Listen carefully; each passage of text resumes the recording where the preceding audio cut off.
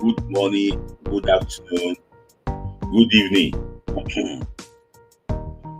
Thank you for joining me. Thank you for joining me. Another wonderful Friday night. Thank you for joining me. Thank you. I really appreciate you. Thank you for joining me. Guys, like the video, share the video, tell your friend we are live again on this wonderful Friday night. Tell your friend, share the video, do this on Instagram. Please don't forget to join on YouTube because when we go to I've not been here, a lot of things happened during the week.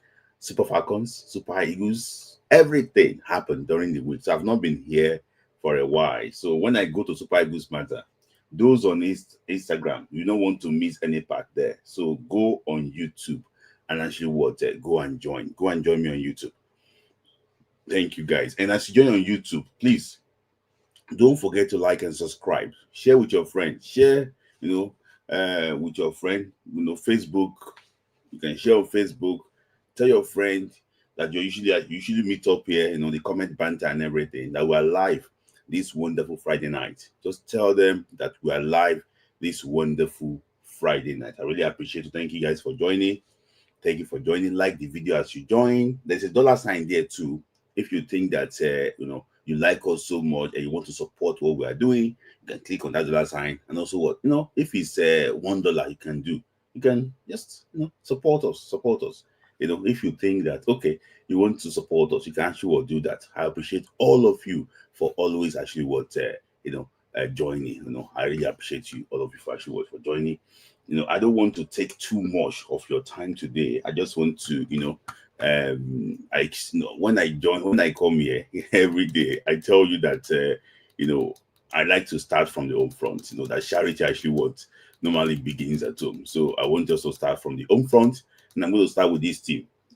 They are not an MPFL team. They call them the Abakaliki FC. Abakaliki FC. So they are currently in the final of the Nigerian FA Cup. They will be playing in the final of the Nigerian FA Cup against Kwara United.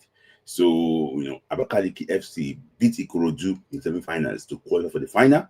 So they'll be facing Kwara United. So the winner of the final of the FA Cup, Nigerian FA Cup, will represent Nigeria at the CAF Confederations Cup. So Abakaliki FC, they are based in Ebonyi State, Nigeria, southeastern part of Nigeria. So I wish them the very best of luck. If they could win the FA Cup, that's it's going to be one of the biggest upsets, in the history of the FA Cup.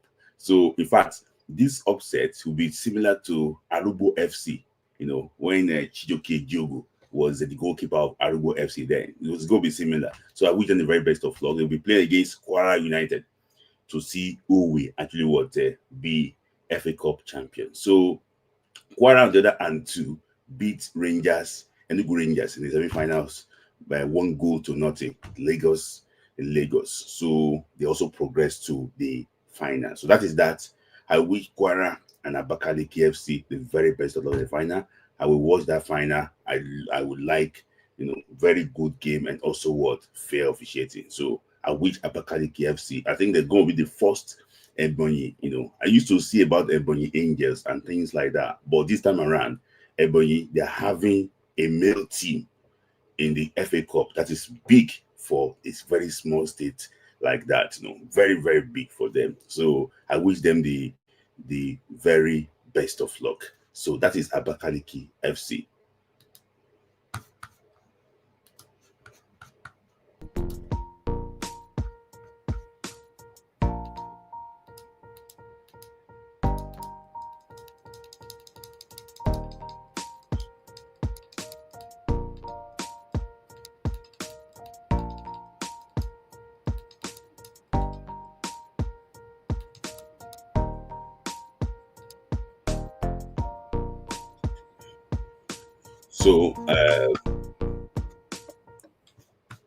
So on female football too, on female, let me just stick to.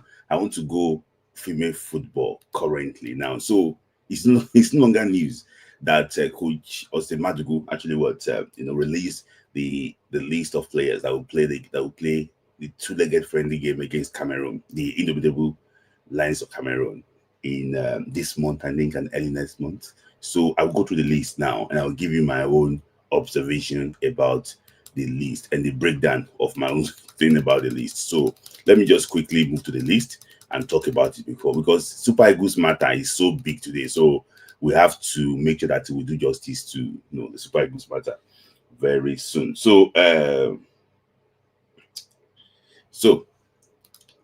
List actually what list courtesy of Brilla FM.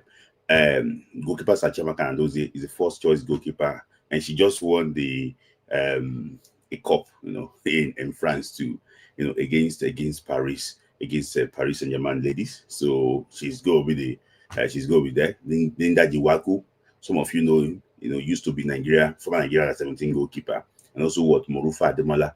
The Morufa Ademola and Linda Juwaku, they are both based locally.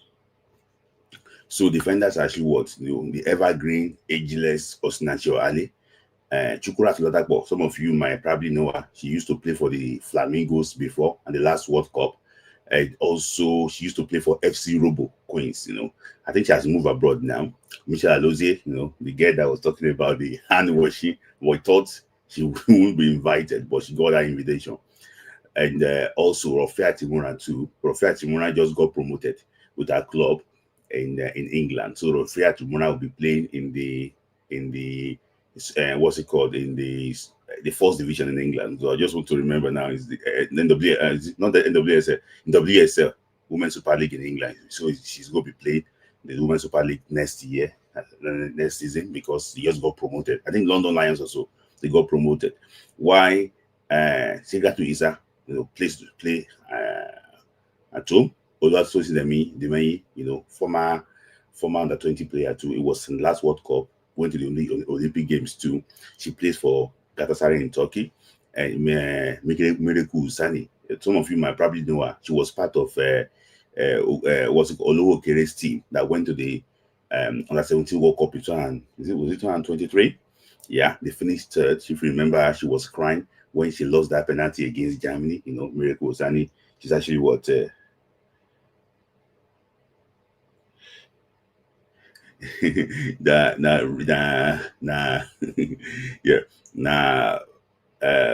sorry if my friend here just confused me, IoT. So Miracle Osani, if you remember her from the under 17 of Olowo Kere, she played for Edo Queens now, very good right back or left back. And also Blessing Vidatu also plays domestically.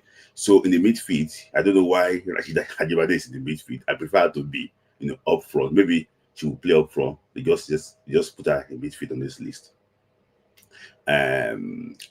She's returning. Some of you saw the video that she'll be leaving her club, Atletico Madrid, and after being a very good servant for so many years. So Deborah Abiodun too, former Nigerian under 20 international, making a return to the team. Jennifer Icheji, very good player. I play for PSG, very skillful player, midfield, forward, and everything. Very skillful player, direct on the ball. And Josephine Matthias, some of you will know this lady very well. Some of you might not know her for her football reason, but some of you might know her for something different. I don't want to say it because you guys will know the player I'm talking about. She played for Nasarawa Amazon, in the Nigerian NPL for Nigerian WSL. So some of you, I don't want to say what most of you know her for, but she's in this team. Her name is called Josephine Matthias. So she's going to be there in this team. I don't want to crack any of those jokes. So if you want to crack joke later, you can come and join and say it. I know some of you know her for something, but me, I know her for football, football reason. So my very good friend there too, Christy Ushebe, fantastic player, just also won. She's a serial winner with actually with Benfica. And Amarachi Odoma, I'm not really sure why Amarachi Odoma made this list. She wasn't very good during the Super Six, for Edo Queens. I don't know how she got to actually to make this list. In my opinion, I think that she wasn't actually fantastic. In this, if we look at the entire Edo Queens midfield, they played below par. She was excellent, in the previous season, but for me, I don't think that she merits to be in this call up. Maybe because we don't really have options in that area. That's why they are bringing Odoma in. For me, I don't think she's meant to be there. If at any of the Edo Queens midfield, he's not meant to be on this list. But I don't know, maybe our coaches are miracle worker, so that's why he's there. So another player I'm going. So let me just continue with the list. So strikers now, Tony Payne, just joined Everton. I think this is going to be our first call up since he joined Everton. And also ageless Francisca Odega. I don't know the reason why, she's on this list too. I don't know what Odega wants to come and offer this team at this moment in time. I know she's playing very well currently in Saudi Arabia, but for me, I think Odega is the Ahmed Musa of Super Falcons, because I don't think that she's meant to be here, And even herself, we know that she was below par in the other World Cup, and since then, I don't think she did anything that is quite different. So for me, I think she's the Ahmed Musa of this Super Falcons team. Olamide Bolaji, is the one probably they considered ahead of Imade of I think Canada in Spain, because I don't know, maybe she's the top scorer. She's the top scorer of the domestic of the Nigerian MPFA. She's the top scorer of the NWSA. Bolaji, fantastic. She played for Raymond Stars Ladies. Good girl. She did well too during the NWSL and Super Six. I don't know. Maybe she's the one that they think that can come and solve Nigeria goal scoring problems. For me, I don't know why. Well, maybe they're trying to promote what they have domestically. But for me, I think that let's give her a try. Let's see exactly what she can actually want to do. She's the top scorer of the MPFA of the WSA, so people will make case for her that she has to be on that list. So let's see what she can do against Cameroon. Let's see how she can work with Ajibade and Co. Let's see how she can work with Adozie and Co. She might be somebody, maybe she's going to be our new Agawa. Nobody actually knows about that. So, and another player, talking about Ifeoma Onumonu, I'm not surprised that she got a call up back, because she was excellent in the game against France, and it's going to be unfair for her not to get second call up. So, and also too, Omori Salabajide, very good left foot.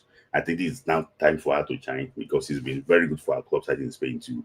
MMSN too. If you know her very well, she played in the CAF Women's Champions League for Edo Queens last season. She was so good. She was good during the WAFU qualifier. She was good during the league season. She was so good during the CAF qualifier, during the CAF.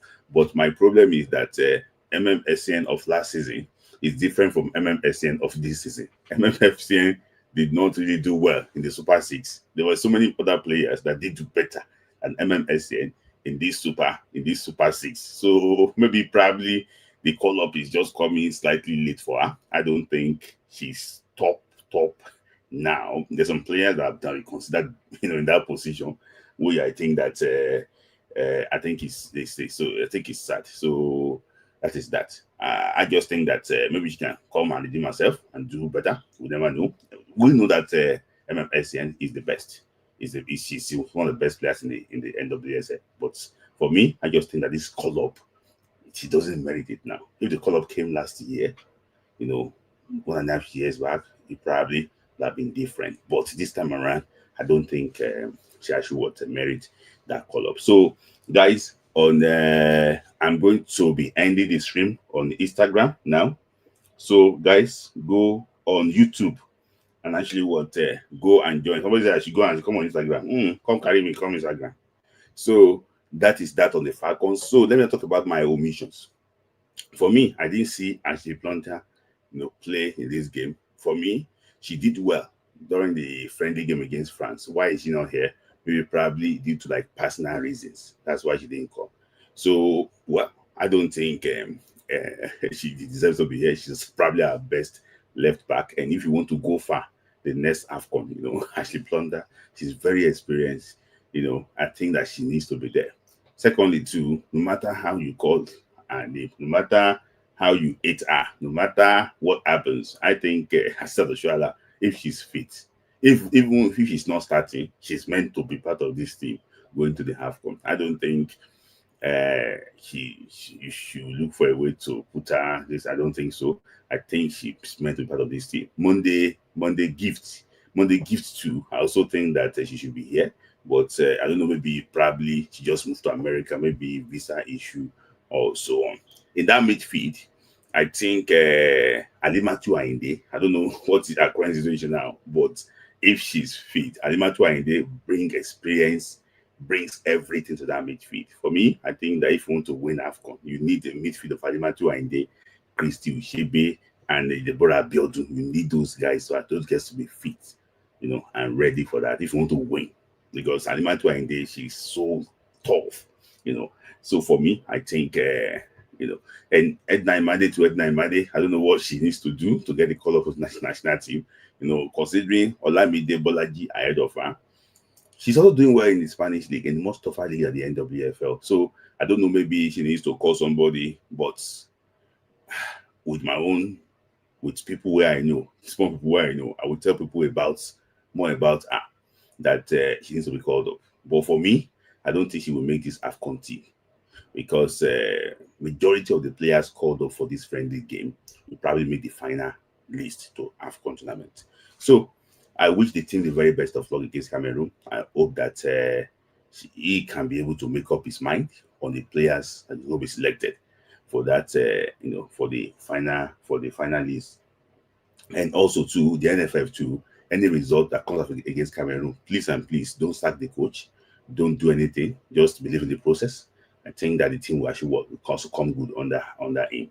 So that is that. Let's wait for the game against Cameroon and let's see exactly what will happen. The camp will open very soon. I think the camp is going to open maybe probably next week. Let's see exactly what will happen.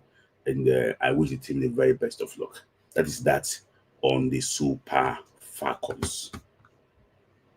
So for me, let me just talk about Francisca Ortega. Sometimes I know that it's very difficult for you to leave national team, that have been for so many years. But for me, I don't think, I think you should get to a stage that you realize that, if you see other people coming up, and realize that your level might not be up to the level of those new players. Sometimes you just take that back seat slightly. In our case, you've been doing well for our clubs in Saudi Arabia, but in my opinion, I think the last World Cup she went to, the one she went to, Australia and New Zealand, was a disaster. I think she performed horribly in that tournament, and part of that team too. What's it called? What's her name again? Opara they retired. So for me, I just think that see, a lot of people don't know. I've been watching Odega since was it 2013? 2013 play for Nigeria? Was it 2013? I've been watching her for so long. Was it 2012 or 2013? So she's been playing for Nigeria for the past 13 years, 12 years or 13 years. So, it's going to get to a stage that you have to just say you want to leave the stage and allow these guys to actually to do well. Because at the end of the day, you just have to raise your game.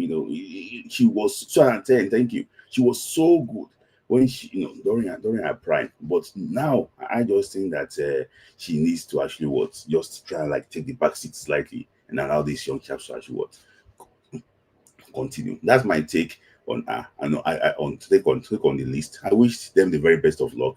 And also, someone just mentioned Sarah Krongo. Yes, I also think that she's have a call up, but maybe probably because she just joined a new club. I don't know, but I hope they can organize a press conference for the coach to explain all these omissions. If they could organize a press conference for him, he can explain all these omissions.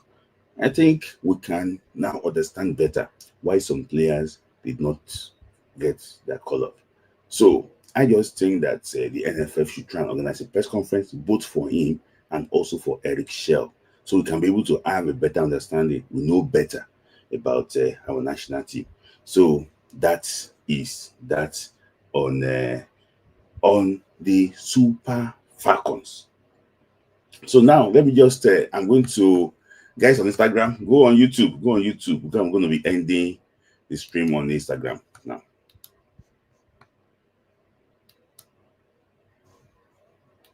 So that is that on Instagram now.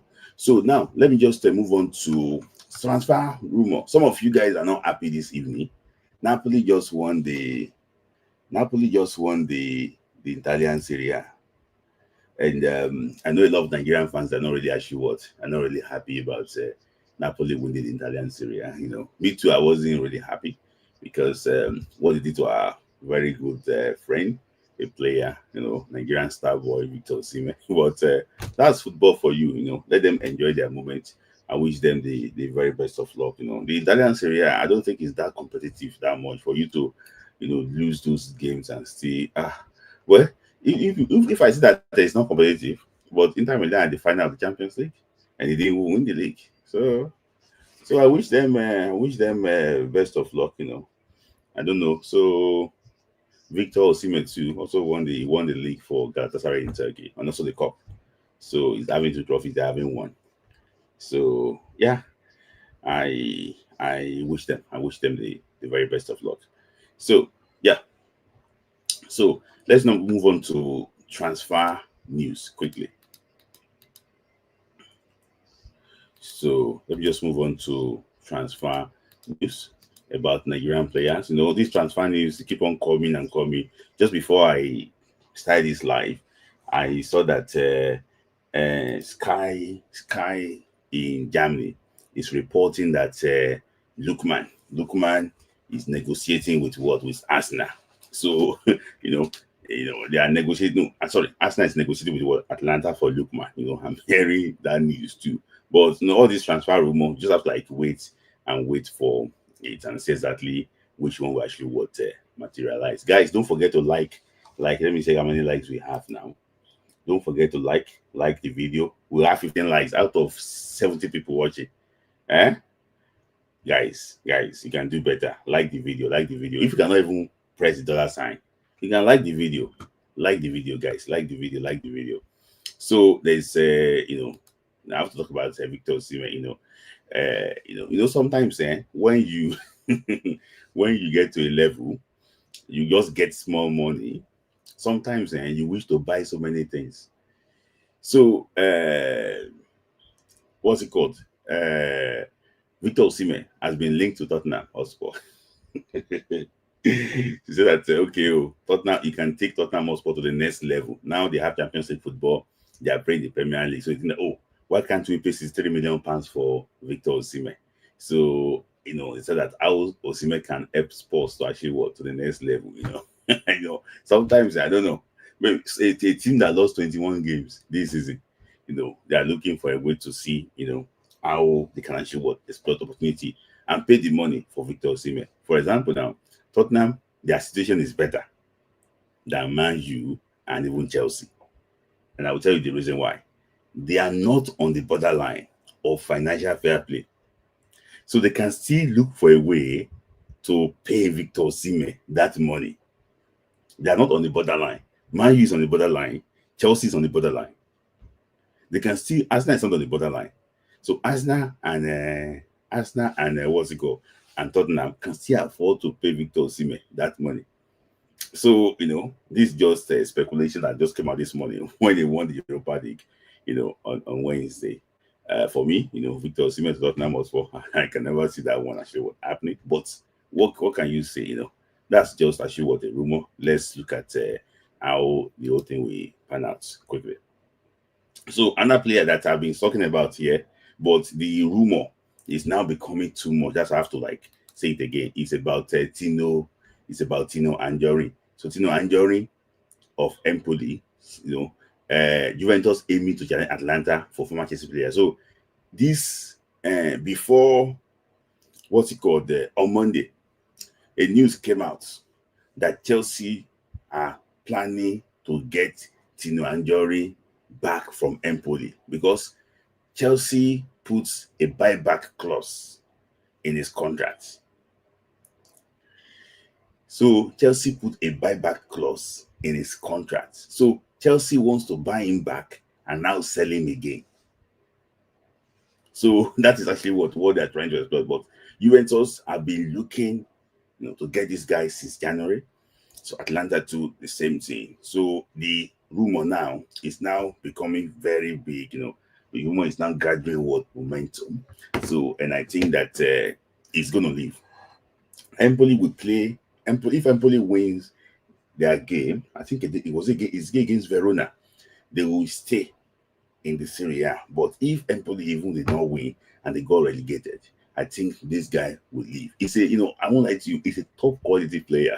He's a top quality player. This guy is a top quality player. Just allow him. He can't still play 90 minutes now. He can only play 40 minutes. It's not fully fit. But this guy, let him just overcome his injury worry. He's a fantastic player. He's a player that can, I can play for Nigeria for so many years. So somebody that's around the NFF, asked me for a bit of information about him, and I forwarded everything to the person. In my own part, I've sent everything to him to discuss with him and everything. So Eric Shell is working hard. NFF too, on their own side too, they are working hard. For me, you will say that this guy and Dele Bashiru in that midfield, they will serve us for so many years. So he's just 22 or 23 years of age. He's still like 10 or 12, 13 years to play for Nigeria. If he stays fit, fantastic player. I just need to watch this guy. I like very effective player. Very effective. Even if you don't get those numbers, he's very effective. So let me just try and actually take some. Okay, my very good friend Monso Gumbade sent super chat. Thank you, Monso Gumbade. For your love. Thank you. I appreciate you, my very good friend, and also to Viral Moments. Thank you for sending 2,000 naira. I really actually appreciate you. Well done, boss. Do you think Tottenham is a good move? It doesn't look like a good move, to be honest. Yes, I agree with you. It doesn't look like a good move, if I'm to be honest with you. But it's just that Victor cannot afford to play in Turkey for 2 seasons. Victor cannot afford to go to Saudi now, because I'm hearing reports that, Victor is talking to Saudi. See, Saudi, I can tell you that Victor is not talking to Saudi. I can tell you that one. He's not talking to Saudi now. Saudi is there. So Victor cannot afford to play in Napoli. I don't think Victor wants to play in Juventus. So I think it's the Premier League or the La Liga. So let's see exactly how it works. So when I get to Super Eagles Matter too, I will talk more about the reason why I think Victor Osimhen is not part of that list. So thank you, Viral Moment, for your love. For me, it's not a good move because Tottenham is not a stable team now. A move to Chelsea will be better, I think, for him. Thank you. So that is that on Tino and Jorin. Guys, if you want me to highlight your comment, you can actually put a super chat. Just once, when I see you again, I'll bring your comment up. Just do a super chat once. When I see your comments again, I'm going to actually I'm going to bring it up. So, and that player that the transfer rumor is flying around is actually Felix Agu. Whether Bremen Felix Agu attract interest of Fulham and actually West Ham United. So, I've been hearing this news. Not only the two of them, there's also teams in Spain too looking for Felix Agu. He had a very decent season. He scored 3 goals, about 3 or 4 assists. And if you look at, I'm going to go over. So guys, don't go anywhere. Get your popcorn. I will go over the tactical analysis of Felix Agu later in the show. So don't go. Just wait. I'll talk more. So there's been rumors, of Fulham and West Ham. For me, Fulham will be better team for Felix Agu. He should go and pair Kevin Bassey there. So if he's like in the same defensive line with Kevin Bassey, at least the chemistry will be there. Kevin Bassey already played with Tosin, already played with play with this guy, and also play with for me. So I think that Fulham is going to be what? It's going to be a very, very good move for him. I think so, in my own opinion. But the way it is like he's available for £10 million, 10 million euros.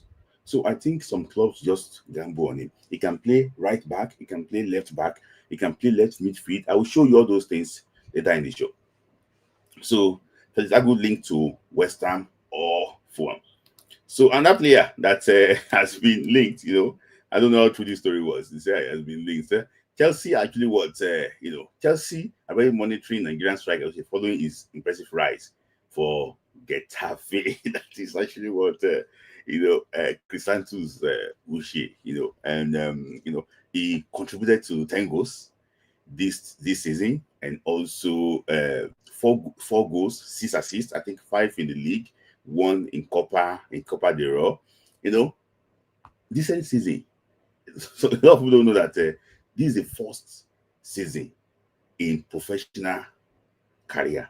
First season in professional career. So for him to rack up these numbers, I think I'm really actually impressed with him. So I hope that he can continue to develop. So this one should be like a learning curve for him. So guys, also stay tuned. Wait. Don't go anywhere. I'm going to talk more about Chrysanthus Uche later in the show. So, Uche na Rogu, you sent $2. Canada dollar. So I should now be taking all your comments, eh? Okay, no, you don't send $2. Okay, I will take it. What's your comment now again? Osimhen is not playing for average team. I beg, he needs to play for only PSG, Real Madrid, Barcelona, Chelsea, or Arsenal. I beg, he needs a team where it's responsibility to score. Yeah, I agree with you, Uchena. Uche Chuku. Thank you, my friend, good friend. I know Uche very well. Thank you, my very good friend. So, thank you for those that bring the super chat. Thank you, guys. Keep it coming, keep it coming. Just somebody should just drop 1,000. So thank you guys for joining. So if you want me to highlight your comment, you want to ask a particular question, I might not be able to cover everything, but put the super chat. I will answer your question. So to Super Eagles matter now. So Super Eagles matter now. Sorry, you guys. Uche, don't Uche, my man, don't this thing. Uche, my man. I know Uche very well. Uche, I know you now. So I'm just trying to, to draw your leg slightly. Thank you, Uche. Thank you, Uche, for actually for your love. I know that Uche always show love to the show. Thank you. Always join. Thank you, Uche. Okay, thank you, Uche, for your love. I really actually would appreciate it. Guys, follow Uche and keep it coming, keep it coming. Now I will show Uche's comments, in today's show. So thank you, Uche, for your love. And another comment from Uche. Okay, thank you. Who's asking me a question? Rashid Oladimeji, get your super chats. Guys, like the video too. If you don't even have super chats, just like the video, share the video, like the video. When you like the video, it's going to show it to a lot of people. We are about 84 people here now. Only 32 likes. Some people are just looking at me here. Say, okay, we're not going to like. You're just hiding. I know some people are watching me live here now. They're just hiding somewhere, saying that, okay, you not good like what is with like they do. You don't need to do all those things,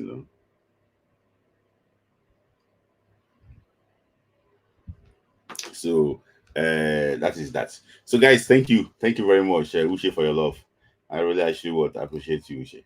So, and also to all my gift as well. So thank you to Super Eagles Matter.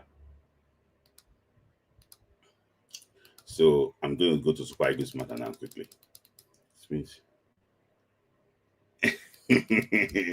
Western Brothers is also watching me. If you don't know, forget about it. So let me just go over the Super Eagles list quickly now, give you my opinion about it, and I'll now explain to you the reason behind all the list. I've been hearing people say that Smith Layi, come and defend Eric Sher now. Come and do this against Eric Sher. You like Eric Sher too much. I'm not Eric Sher's spokesperson, but with my information I forgot already, and some few things that I know the intention. is God. See, I will tell you let me just go over the list first. So I'll go over the Unity Cup list first. This is Unity Cup list. So goalkeepers are standing Wabali of Chippa United, Mando Akoye of Udinese, Amaso Basoge from Ethiopia. I mean from Tanzania. I didn't say Tanzania. What's it called? Sangida Gistas. That is Adedotun's club. Bruno Yemechi for the Olympiacos. Oluwashemi Ajayi released currently now. Clubless. He's in New York. He no get club. He's in New York. Igor Ogbu, Ifeanyi Onyebuchi of Rangers, Union Duka of Raymond Stars, Sadiq Ismail of Raymond Stars, Waliu Ojetoye of Ikorodu FC, Felix Agu of Werder Bremen. For in midfield, Ndidi Wilfred of Leicester City, Frank Onyeka of Brentford now because he's back to Brentford, and Sasso Sushi of Getafe, Papa Mustafa Daniel of Niger Tornadoes, slash Young Boys, Collins Nwanze of Rangers, Xavier Isaac of Rangers. Forward actually was Hamachukwueze of AC Milan, Moses Simon of Nantes in France, Christian Ajo of Sevilla in Spain, Tedda of Bayern Leverkusen in Germany, Citizens of Glasgow Rangers in Scotland, Tolaro Kodari of Genk in Belgium, Musa Ahmed of Kano Pillars in Nigeria, Sikiru Alimi of Raymond Stars in Nigeria, and also Adamu Abubakar of, I don't know, is probably of, is it of Plateau or so? I will actually confirm that. So let me just tell you, see, Sani Wabali, Maduka Okoye, and Amaso Basoge. Those are the options that we meant to have. The reason why Maduka Okoye did not make the last World Cup qualifier, the reason was Maduka Okoye just came back from injury.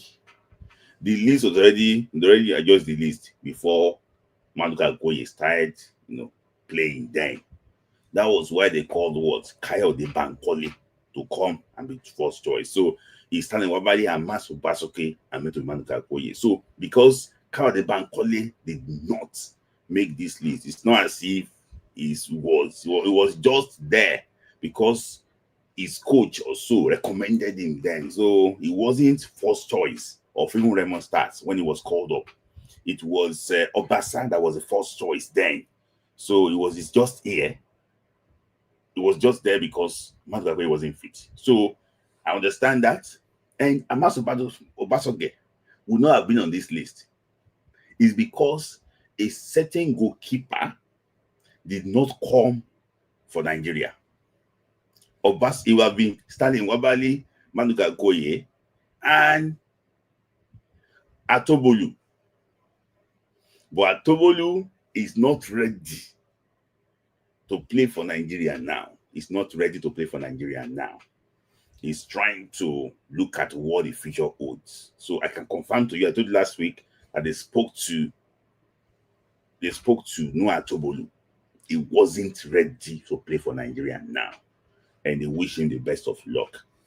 So that is that. Labi, Nwabali, Maduka Okoye, and Atobolu. Atobolu have been there for training, similar to Felix Agu. Otto Konku was also considered too. That one was not, I think the coach favored Atobolu ahead of Otto Konku. That is actually what I observed. But Atobolu to Nigeria now is no. So let's move on to defenders. So Bruno Onyemaechi, for me, I think he played like 30 minutes out of 180 minutes in the World Cup qualifier. He came on for like around 60 minutes against Rwanda. I don't think he didn't play any minutes against Zimbabwe in Uyo. So probably they want to see him now fully in match condition and see exactly how he can fit in to his formation. That's what they want to look at. Oluwashemi Ajayi, people immediately after the mistake happened, that Ekong mistake, I can tell you that several players they mentioned several players, and Sibilo Ajayi was one of them, and with alongside Leon Balogun. But Leon Balogun currently injured, so cannot be part of this team. So Oluwashemi Ajayi, bring him back because he was part of the team initially. So they're thinking that, okay, let's come and see what he can do. Currently, he's clubless, but I just advise him to join a abroad club. So you don't go and join Championship again. No. You go and join a abroad club. So they want to see exactly what he can do. So he's going to be playing for the first time under Eric Shell. And currently now he's in New York. So I hope he comes back early to that camp. Igor Ogu did not get any minutes. Reports from camp said that he was injured during the World Cup qualifier. But in my own opinion too, I just think that the coach did not trust him enough. Now he wants to see him in the match condition. Let's see exactly what he can do. So Ifeanyi Onyebuchi, Junior Nduka, Sadiq Ismail, and Wali Ojetoye. In case you don't know, Eric Shell will be part of the team that will take Nigerian Chan Eagles to Tanzania, Kenya, and Uganda this August. And there is no way he could see those players now. We need to call some of them so that we'll get familiar with those players. So, and that's the reason why you see Ifeanyi Onyebuchi, John Duka, Sadiq Ismail, Ojetoye getting called up. So he wants to see them. For example, now if you look at this thing I called up, this is like the entire back line of the Chan Eagles. The entire back line. Because in central defense, the Chan Eagles normally pair Ifeanyi Onyebuchi and Uduka Jr. together. If you check it very well. Sadiq Ismail will play right back. Ojetoye can play left back. So it's like the entire back line of the Chan Eagles, maybe 3 out of 4 of the Chan Eagles is bringing to this. So there is an intention towards this. They spoke to Felix Agu too after the game against Zimbabwe. And I think Felix Agu is ready. He never eyed down before that he won't play for Nigeria. So I will go to more about Felix Agu again towards the end of the show. The importance and why I think Eric Shell is desperate to have him. Despite that, FIFA never clear Felix Agu, but he wants to have him in training because he was thinking that he will call Felix Agu for the World Cup qualifier in September. So he wants to have him now, so it won't be strange to get him, the World Cup qualifier. So he wants to have him now, so to make sure that, okay, this is what this boy can offer. Currently now, Felix Agu is on holiday with his very good friend, Justin Jima. But he will be in camp, maybe to train for 3 or 4 days and go back. So that is the issue. But I'll go to Felix Agu issue later. So, midfielders, maybe I don't know why it's called up, but leader, because if you take that team very well, the problem for that team was our midfield. Frank Onyeka, people have been clamoring, oh, call him. Okay, let's see what Frank Onyeka can do under this man. I explained to you initially the reason why Frank Onyeka wasn't called up for the World Cup qualifier. But now, let's see what he can do, the roles he can play with this team, in this new look Super Eagles. Uche Grisatosu, similar to Frank Onyeka, people have been shouting, but he's going to get called up. He's already in this list. I will talk more about Uche Santos later in the show. Just stay tuned. Papa Mustafa Daniel is any list where Eric Shell make, there must be Papa Mustafa Daniel there. And I will tell you the reason why. He likes the guy very well. The level is not up to a good level, but he thinks they can improve. He told the boy in a press conference that the boy should not leave before the CHAN because he wants the boy to be part of the CHAN team. So part of the agenda too is this. You can see that in that midfield, he called 3 midfielders from the CHAN team. He called Papa Mustafa, Collins Ugueze, and Simon, and and Xavier Isaac. 3 midfielders. So 4 defenders, 4 defenders, 3 midfielders. So you can see that the guy he wants to use the Unity Cup too to have an idea of his team that will play in CHAN. Can you see? 4 defenders, 3 midfielders. So he won't have an idea of the players that will use in CHAN. He doesn't want to go to that place and go and fail. If he goes that place and go and fail, now Nigeria go shout again. Forward line, Samuel Chukwueze, Moses Simon. Samuel Chukwueze did not, he's not been playing well for his club. So he's, he's back. Moses Simon, you know that Simon will make his team all the time. I think it's available because the French league is over already, so it's a lot easier for him. Iheanacho Kelechi, I'm going to come to that one. That's a controversial selection, but I can tell you that it's not as if Iheanacho don't prove himself for national team before, and people clamor that look at him. If he doesn't fit, he don't like the way he plays, or he's no longer fit again, you can drop him. So I think he's just looking for a way. Okay, let me look at him. Let me see exactly what he can do.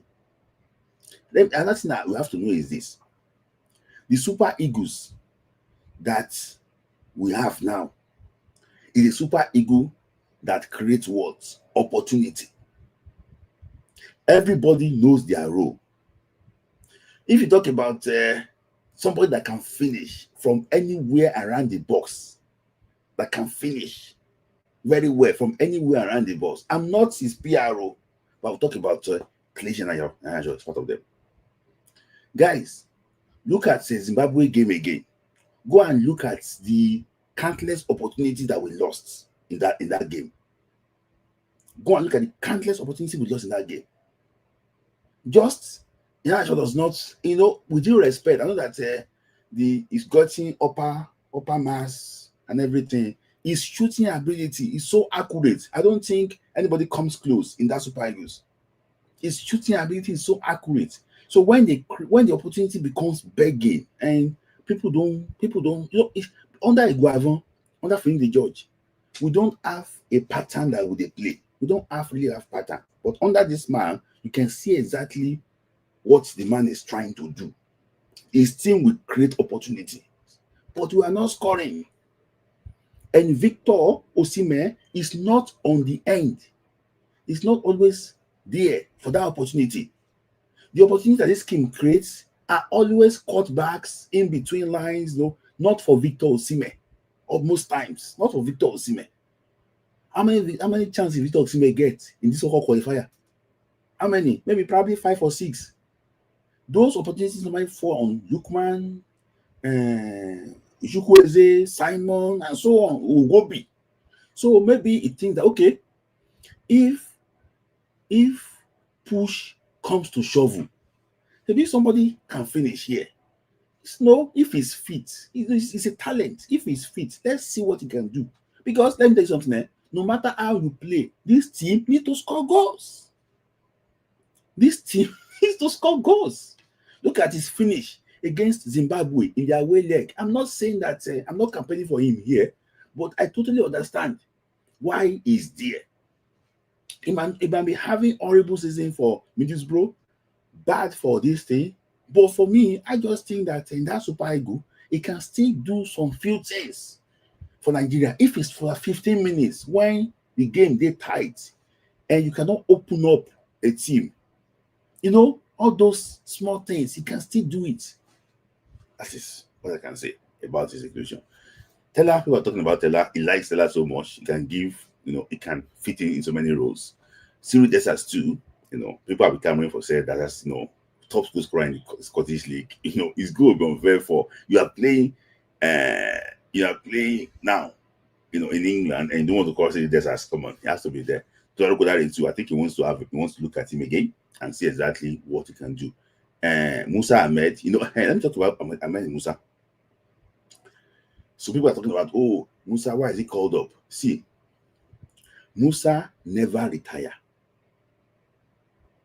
They will not call Musa to come and play against Russia. They will not call Musa to come and play against Africa. They will not call Musa to come and play against Rwanda. These are the type of games they can call Musa to come and play. Even safe. People say, he signed a short-term contract with Kano Pillars. Okay, season don't end now. If Musa now signed a 2-year contract with Kano Pillars, he can play in the CHAN tournament. And this man called what? 3 forwards. Can you see? 4-3-3. 3 forwards. Sikiru Alimi, Adamu Abubakar, Musa Ahmed. So he called what? 3 forwards. So there is an agenda towards this call-up. It's not as if it's just this thing. So he has not retired. And he never retired. And Musa gets so many he gets a lot of like sympathy. I will call it sympathy around the NFF. Musa got cult following. Musa gets cult following in Nigeria. And you know, even if the coach doesn't want to put him there, people will push for the coach to put him there because of what he did before. Musa is just racking up caps now. Musa is not important for Super Eagles. So some of you say, okay, they call Musa. I want you to blank it out. Just say Musa is there for diplomatic reasons. Musa is not here to play ball. He's there for diplomatic what reasons. I beg, blank yourself out. He's just there for diplomatic what reasons. Musa is taking the spot of home-based player. Let me tell you something. There's meant to be a boy. I will not mention his name now. Part of this team. He's a home-based player. He played for Plateau United. The boy won Japa for so many years, but the boy, he never worked for the boy. I think the boy went to Libya. The boy went everywhere. So I think they wrote a petition.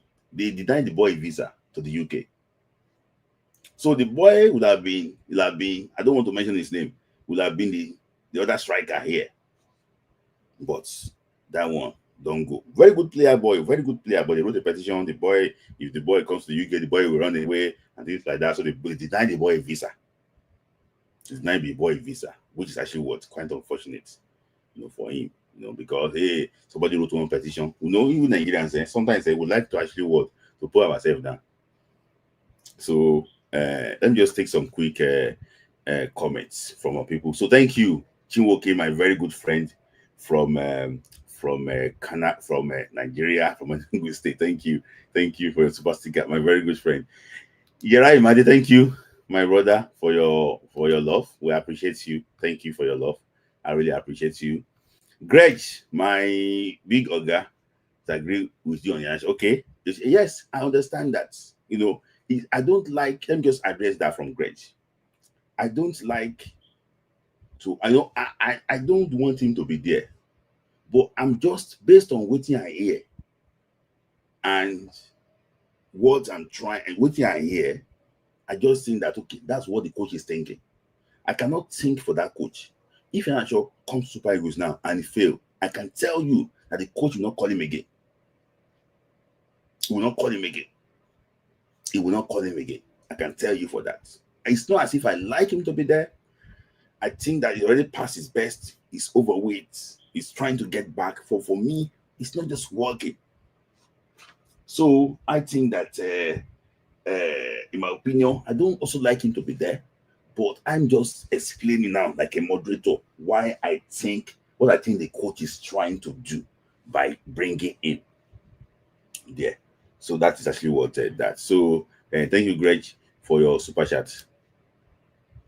So Yara Imade said that Musa deserves the call up. He scored 10 goals in 24 games in NPFL. So it will be also encourage other veterans to retire in our league. Yes. And secondly, too, the guy could be playing in the CHAN tournament. You never know. Maybe he wants to include Musa in the CHAN tournament. Maybe they will count the CHAN tournament along with the Super Eagle Cup too. You never know. So, and viral moment too. Viral moment said that he's no longer fit. That is a big issue. Yes, he's no longer fit. And it will add little or nothing to our attack. For Chukwueze, it's like, no longer sure what the other thing. So, okay, thank you. No longer have wingers in this world. I don't think so. When is our chance? August 2nd. Very moment is August 2. August 2 is our chance. So after this camp, there's no camp again. So that's the reason why it's getting a lot of them here now. So that is that of Unity Crop. So let me just explain quickly. So on the Russia friendly, so you can see that they have dropped what. So I don't know the reason why they dropped Stanley Wabali, but I'm suspecting that going forward, it might not be our first choice. I will not say more than that. So William Ekong is back. Olaluwa, yeah. Igor Ogbu, Bazai Samuel, Onyebuchi, and also Bruno Onyemechi, and also Shemi Oguajayi. You can see that clearly now. They don't drop all the home base. The home base is just for that Unity Cup and prepare for CHAN. So they don't drop all the home base in that part.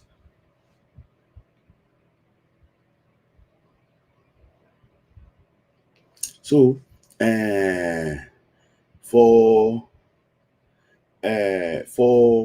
midfielders, William Ndidi Onyeka, Uche Santos, I'm happy that he's back again. Fisade Bashiru is now back. This is the first time that Bashiru will be playing under this coach, Rafael Onyedika, and also Papa Mustafa Daniel. So Papa Daniel is always part of this man's plan. And also, so forward lines you have for Samuel Chukwueze, Simon Nenacho. Yes, you said they've dropped Musa now. They will not call Musa for Russia. It's just to come and lock up caps. But Iheanacho, I want to see what he will do. In fact, I want to see what he will do. That is the only question mark actually what I have about that call up. I will see what he will do. I'm just trying to think about. I don't want to come here and destroy him, Eric Chair. I just want to know, okay, why is this man calling Iheanacho this time around? Okay, maybe this is what he wants to design. Let's see. So Boniface 2, another time to come and shine. Zindela, Simon, and so on. So now, looking at this list, this is like, when after the game against Zimbabwe, I said that the coach is looking at options who can play in certain areas. Is looking for a different profile striker, different from Victor Osimhen. Looking at a right winger, looking at the left back, and also looking at goalkeeper. So Maduka Okoye, the chance for him to actually to come and take his claim now.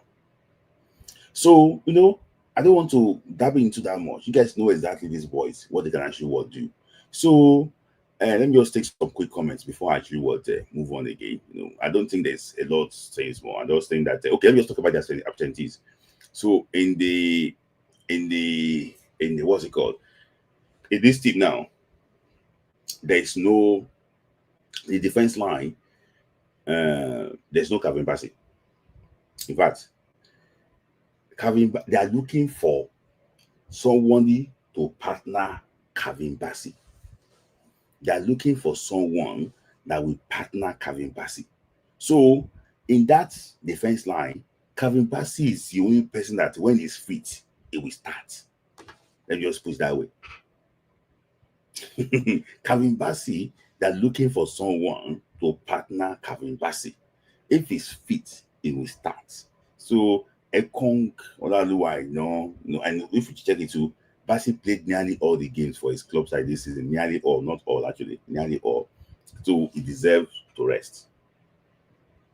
So, and in the midfield, we've had Ndidi, you can see the midfield now. So looking at Bashiru, Onyeka, Uche option to see exactly what they can bring to this team. One, they want a box to box. Can Bashiru bring a box to box? Can Uche bring box to box? Can Frank Onyeka be the box to box man? Time will tell. So Alex Iwobi, if he's on the one leg, Alex Iwobi will start for this man because it's close to somebody. It's the closest player to someone that can dictate the pace of the game in our midfield. Dictate the pace of the game in our midfield.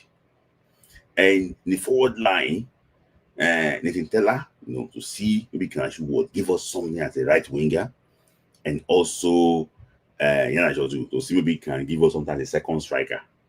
Time will actually will tell. So there's always reason. So there's no Lookman here because Lookman and Osimhen will always start. And don't forget that Lookman and Osimhen too, they are also transfer. So they have to start the future first before even anything. Says Lookman is 70%, out of Atlanta. So that means that the one transfer is close. I'm hearing Arsenal is talking to him, but until a player sign that dotted line like this, I cannot say a player have signed for a club. So somebody asked me a question before. I'll just take it to, oh, thank you, Lukman B, my brother. Well done, Svitlai and Ayo. You do a session on the best Eagles list and the formation. I don't know what the AG is doing there. On Unity Cup, we are going to do a spare session at the Stadium. Yes, we're going to do a spare session for that. I don't think I'll be that stadium, but time will tell. Thank you, Lukman B, for your love. $25. Thank you for your love. That's my brother. Thank you for always there, trying to actually support us. So for me, I just think that Ian too, he doesn't have to be there, but I'm just trying to think, okay, what is Eric Shell thinking? Why do you think Eric Shell invited Ian I was thinking that, okay, maybe it's what he said. He wanted somebody that can play with the midfield as a striker and see like a second striker. If you check it very well, Tolu and Victor Osimhen, they are similar. Sadiq Umar is similar. He's looking for a different striker. And I can tell you that he spoke to a particular player in France, but the player is not ready yet. The player will play for Nigeria, but he needs to start some few things. He's not ready yet. The player is being linked to like top European clubs. So he wants to sort out his club side first before committing to Nigeria. So he's looking for different options too. Victor is there. Most of the strikers we have now, they're like similar profile with what Victor Osimhen is doing. So he's looking at, okay, what can we do differently in situations comes like, okay, Victor Osimhen option is not working. What can we do differently? And he showed against Zimbabwe that we couldn't do anything different apart from Victor Osimhen. So that is that. I think that is the reason why I'm talking about that. I don't support him being here in Ajo. I think he's not fit again. And I should agree with all of you here too. I don't think he's fit enough. Yes. So let me just talk to Ryan moment. See, it's not about getting under Osimhen. It's getting somebody that can play differently to the profile of Victor Osimhen. That is it.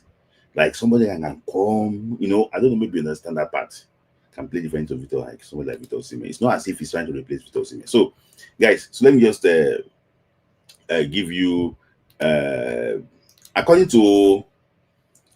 to my source. I would say my source. According to my source. So I think so let me just explain how the whole thing actually what happened.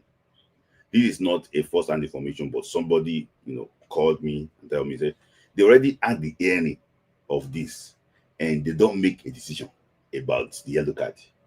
So they called, they made sure that the whole thing was transparent.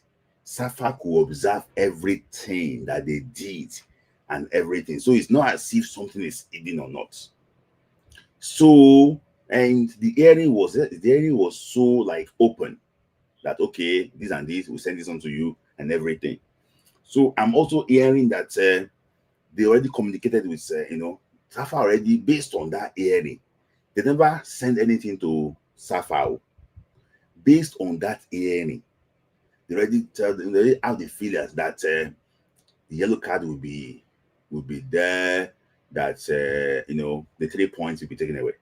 They already know that. So they are planning with that 3 points. 3 points, according to what you hear. That is SAFA. Based on, because some of them were, I think they were there during the hearing. I think it was on Zoom. So they asked them to connect you so that they can see the whole thing. They can monitor the whole processes so that it's not as if they are doing everything at their back. So when that person was saying it, it reminds me of during when Guinea presented the ineligible player against Nigeria in the Olympic qualifier. They also called the NFF too on Zoom to see the process. But unfortunately, the NFF submitted the wrong player. That was why Guinea was not suspended. So they might do these things in a transparent way so that every petitioner, the accuser, or anybody can see all these things true and true. So based on waiting at the ear, I wasn't present there. Based on waiting at the hear, I think Safa already know where the pendulum will swing, and they are not even planning to have any objection to the decision of FIFA. So they're already planning with 10 points. That is going to be what, 10, 9, I think 10, 9, 8, 10, 9, 8, 7. So they're going to be on 10. So it's going to be on the what's it called? What's it called? The Lesotho is going to be on 9. Benin is going to be on 8, and Nigeria is going to be on 7. So it's now very close together. It's very close together. 10, 9, 8, 7. Nothing is decided. It's very close. Nothing is decided. So, and also what's it called? Rwanda also on 8. I think Rwanda also on 8.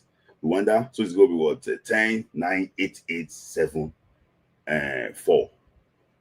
So it's tough. So there's so many other areas too that FIFA is trying to decide. So about Congo issue. So I think I wasn't there, so I cannot say totally that is what but waiting I hear is that the thing is just a week away, between 1 week. I think when we come here again on Friday, we already know that they already announced this thing. So it's that close. It's that close. So that is that on that. So you asked me the question of the 3 point deduction. You didn't put super chat there, but I'm answering your questions now. So that is what I know. But I wasn't there. But if you follow me on Instagram, I posted my story. The guy just said, okay, they are about to announce it. That was the South African journalist that told me about that. They're about to announce it. Some of them too also normally have what inside info, about what is really going on. So that is that. So wait and see what will happen. So they are planning already with 10, 9, 8, 8, 7. So very close, very close. Anything can actually what can happen. So that is that. So yeah. So that is that on the question actually was asking me. So let me now move on to the final part. I've already spent 1 hour 10 minutes here. Let me just move on to what we our final question, our final part now, so that I will know. So I told you about talking about a particular player.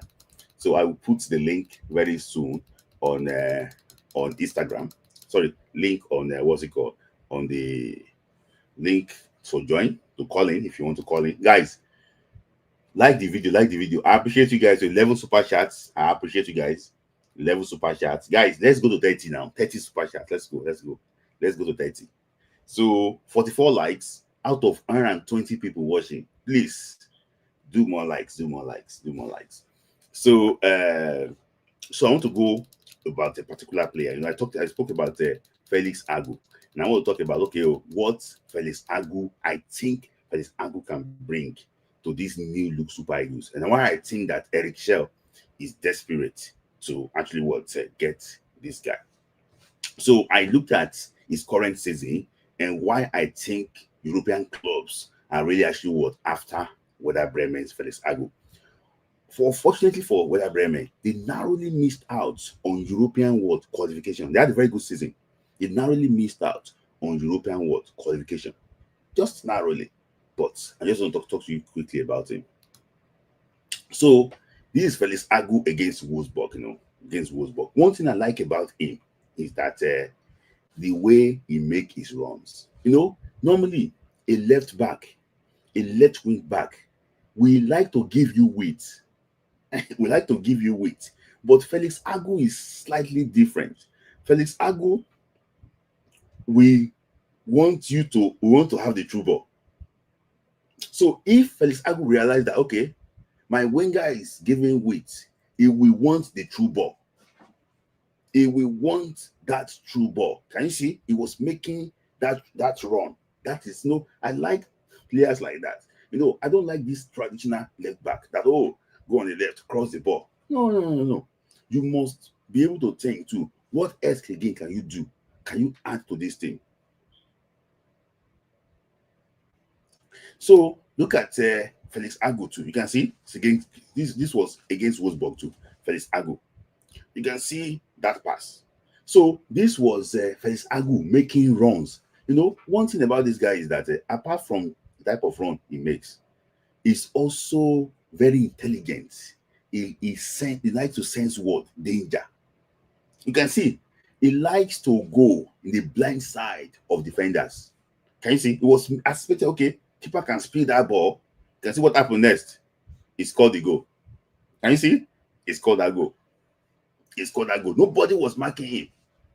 He came through the blind side. That was how he came and he scored that.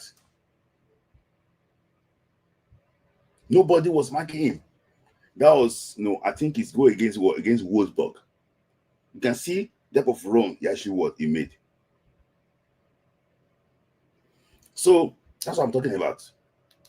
Look at the same run again. You can see the same run again. The same type of run again. Nobody is closing him down. He made that run again. You can see again. He scored the goal again. Can you see? He made that run again. He scored the goal again. I like when a player can anticipate what might happen. That thing I just told you, can see? That thing I just told you gave him what? 2 goals. 2 goals straight away. It's just look at, it's just that. And when you are playing left back and you are right foot, you can play with your right foot, it's also a big advantage for you. So look at type of runs too. He likes to, when he's making his run, he's always very free so that the opponent can actually can see him. So another part I also see here, you can see that's actually Felix Agu there, making those deep penetrating runs there. So it's just the way his movement. So I'm going to show you his strength. He's so good. He concentrates very well. That is one thing about it. So the way he anticipates balls, the way he makes runs, is always he arrives late in the box. He's always free. He will find time to cross the ball. He's very, very good at that. So you can see. Can you see the guy I circled there was Felix Agu. That was Felix Agu. Felix Agu was going for a true ball. That was Felix Agu. The guy I circled there was Felix Agu. He was trying to receive the final true ball from Justin Jima. That number 17. Justin Jima is also a Nigerian-born German, playing for the same club side too. They are both on holidays currently now with Felix Agu. You might be seeing that Justin Jima might be coming to London to talk to Eric Shell too. But you can see he's the one going for that true ball. So the guy fouled. He fouled Felix Agu. So when he fouled Felix Agu, and that was a penalty, and that was a penalty against was it against Freiburg? Yeah, and what Bremen scored. And you can see that type of. I'm talking about like he's just adding something different to his game.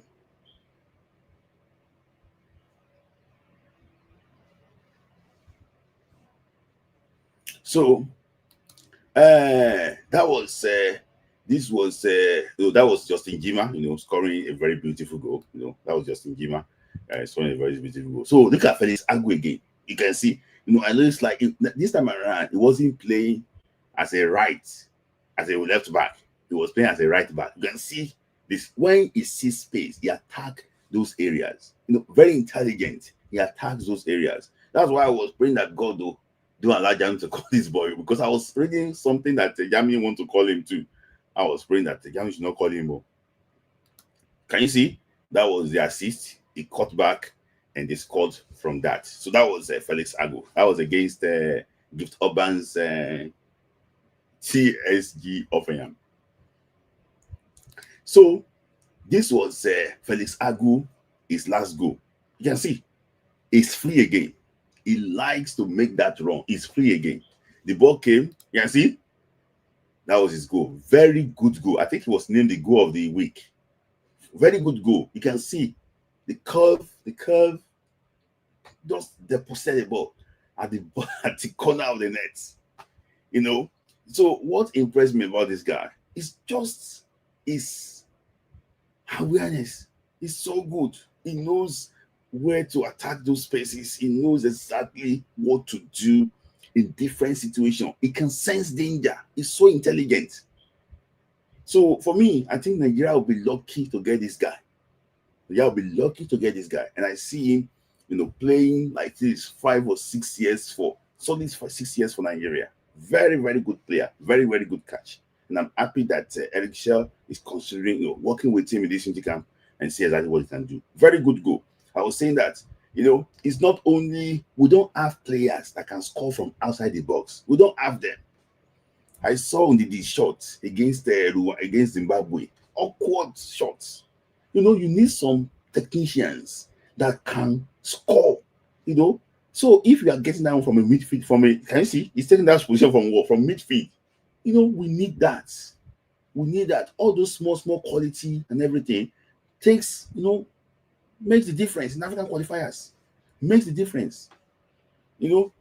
Outside shots, corner kicks, free kicks, a lot of difference. A lot of difference. So for me, I think he's a bigger talent than Kevin Agboguma, in my opinion. And I think that is suited towards our pattern more than Kevin Agboguma. I wish him the very best of luck, and I hope that his time with Super Eagles will be success with his time in the Super Eagles. So let me just talk about this thing. So this is Felix Agu. So based on the stats, I just took all this from Usko.com. The player has no significant weaknesses. His strength, I told you earlier, is what? Concentration. Concentration is the strength. And that is the problem for African defenders. Concentration. So I wish him the very best of luck. I don't expect him to start once now, but integrate him more and more to the team.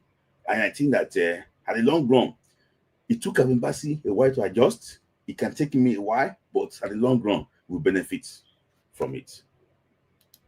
So that is that on Felix Agu. Those in charge of it, I think it's a very good catch, for them. That's actually what Felix Agu. So who said that? So I will take your comment if you don't. There's no question there. So just stay from viral moments. But it takes time. Why? But it will adjust. Yeah, I know it will adjust. It might take time for him to adjust. He might adjust straight away, but take time for him to adjust. But it's gonna actually adjust. That's what I actually want. So I wish him the very best of luck, and I hope that it's time to with national team. There will be success there, but give him time to. He might not be starting all those games. He might not be starting games, but starting all those games might be coming on and everything. It's going to be better. For me, it's a better talent than Gabriel Ojo. It's a better player, it's a better talent than some players that I've mentioned before. I think that he's very comfortable on the ball and confidence level is very high. That is what really impressed me. I don't see, I don't want to mention other players, but I have my opinion about different players. So for me, I just think that it's not only about strength, it's about the brain. This guy brain, oh my day, he reads the ball well. And if somebody can score, can come forward, come forward and want to score and everything. You do respect. I've never seen online, I've never seen online I've never seen online in a position I've never seen online in a position like this before. I've never seen online in a position like this before, but there are different type of players. So this one, he wants to get in there. He wants to get in. He wants to be. He'd like to fly forward. So maybe you need somebody to back him up in that midfield, to cover for him. He likes to go forward and threaten opponents. So for me, if somebody he doesn't care about those widths, if width is fine. For example, now in Super Eagles, I might see double width. Simon will be giving width, but Image is also giving width. Nobody is attacking, nobody is talking into the midfield. This guy will do that one for you. I'm not hyping him too much, but I'm just saying that what I know about him. So let me just talk about a particular player too. Already, let me just take some quick break because I don't talk for 1 hour 30 minutes. So guys, I will post the link in the next 10 minutes or so now.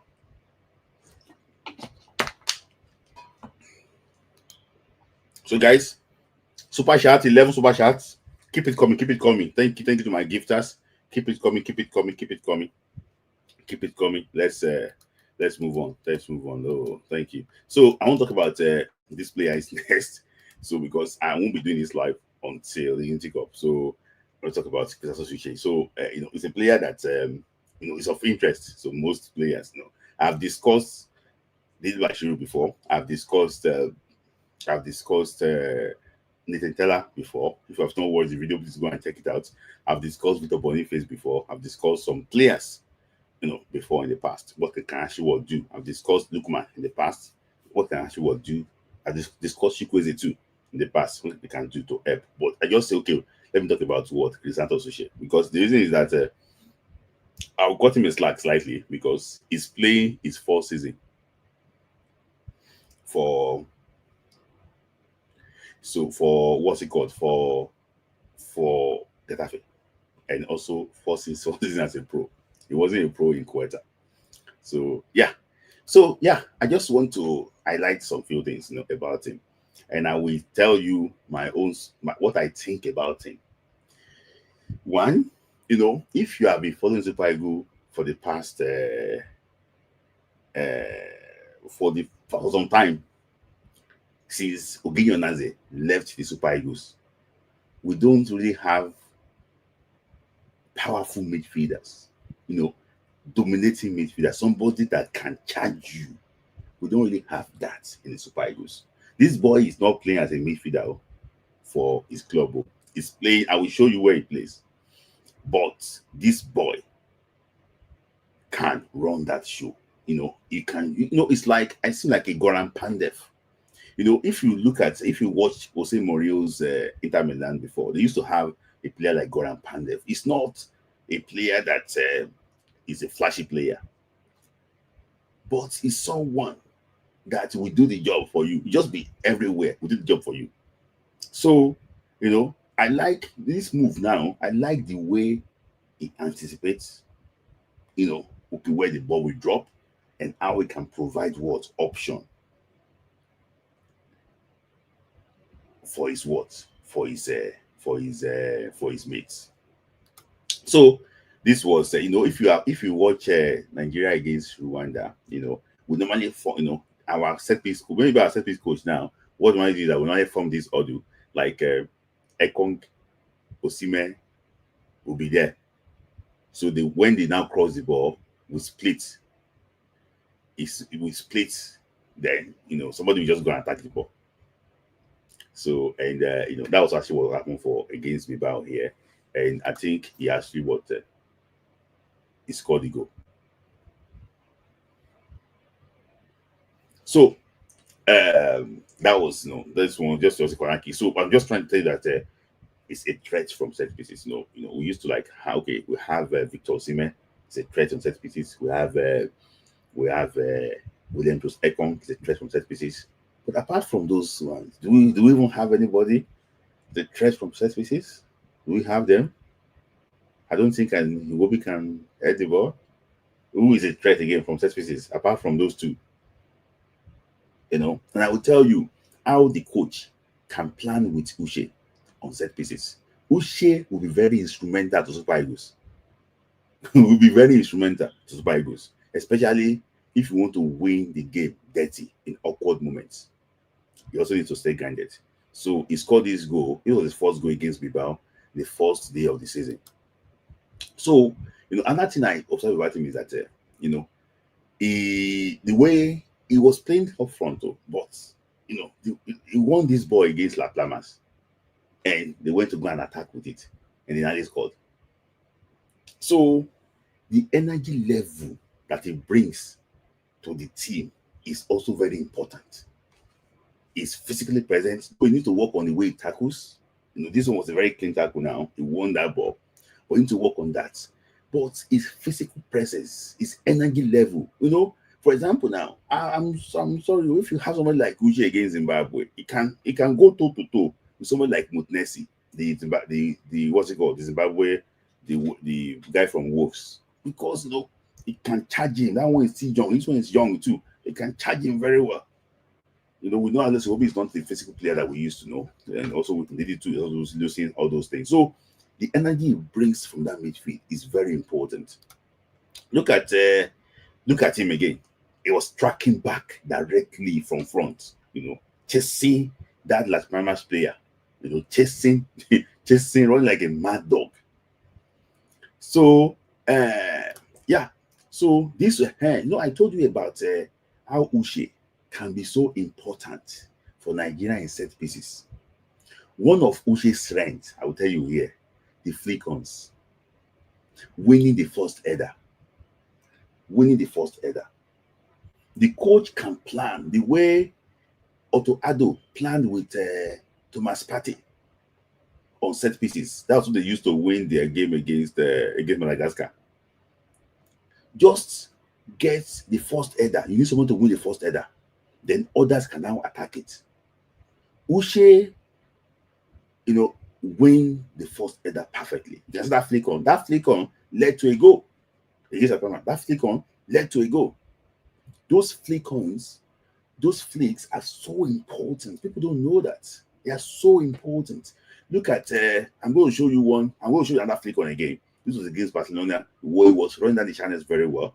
There was nothing. So, sometimes too, you can overdo. This was a bicycle kick, there are some better options there. So pass the ball to his teammate, but he went for a bicycle kick. That is like overdue. But, when he continues to grow, he will learn. So this was anticipation. Can you see? He's saying that, okay, that's what I might say about the way he anticipates the ball. Oh, he drops well for him in case of that, and he actually was scored.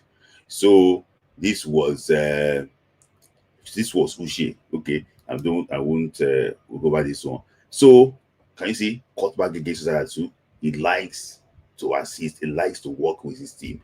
So the cut back there. The cut back has a good assist against that, and they scored. So this was also a goal against Girona. If Pans, so I might say something that the spaces that Uche occupies in Getafe, sometimes we lack some quality in those spaces, like second balls, somebody that can just cause commotion. Second ball, somebody that can just use strength to push somebody, like just those commotion. For example, now this was a loose ball against Girona. It was there and he just scored straight away. There was no passing move. That drop ball just came. The space between our center midfielder and the striker, that space in between, this guy is so effective there. So you can see, in making runs too. This one led to a goal against Girona too. You can see the way he was actually making runs. As those ball, he was making runs directly there. So this was a left wing. He was running left wing, back and forth, to tell you the guy's energy level. And I just rushing through this. And this so I know I told you about the space between the striker and the center midfielder. You can see that part too. He had the ball. He passed the ball to what's it called, to create the opportunity. I forgot this team. It was against Osasuna. I think it was against Osasuna. So that space, that pocket between central midfield and forward is so effective there. It might not be the most skillful, but the strength, the hold-up play, and everything around that area is really, really, it's very, very effective there.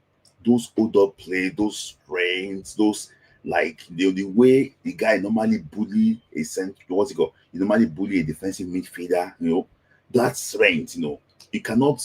This guy, the pressure is going to give you if you are a defensive midfielder that holds on to the ball too much. The guy is always on your neck. The guy will press you hard. So, and you can see exactly what he did against this was against Osasuna. So you can see, it was making runs too. It was making runs there too. About it was making runs there, and the run, can you see assist for him against Osasuna. So he saw. That's why I normally anticipate. He saw the space, the black circle I put there. That was the space he saw.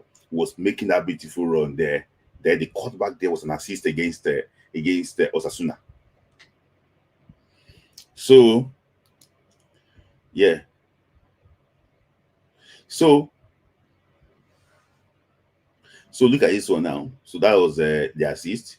So and another thing is that you see the red card. So sometimes the guy can overdo. You need to work on his emotions and everything. That was a clear elbow, against Sasna player, and he actually what he got sent off. So all those things you need to work on those things. He got sent off twice this season. So you need to work on those things. And all those things will come with experience.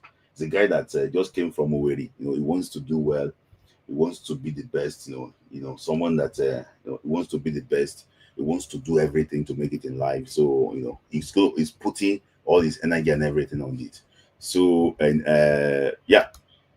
So this was I know I told you about flick-ons. Let me just quickly talk to you about that flick-on again, so that you will know exactly what I'm talking about. Let me refer to the first one.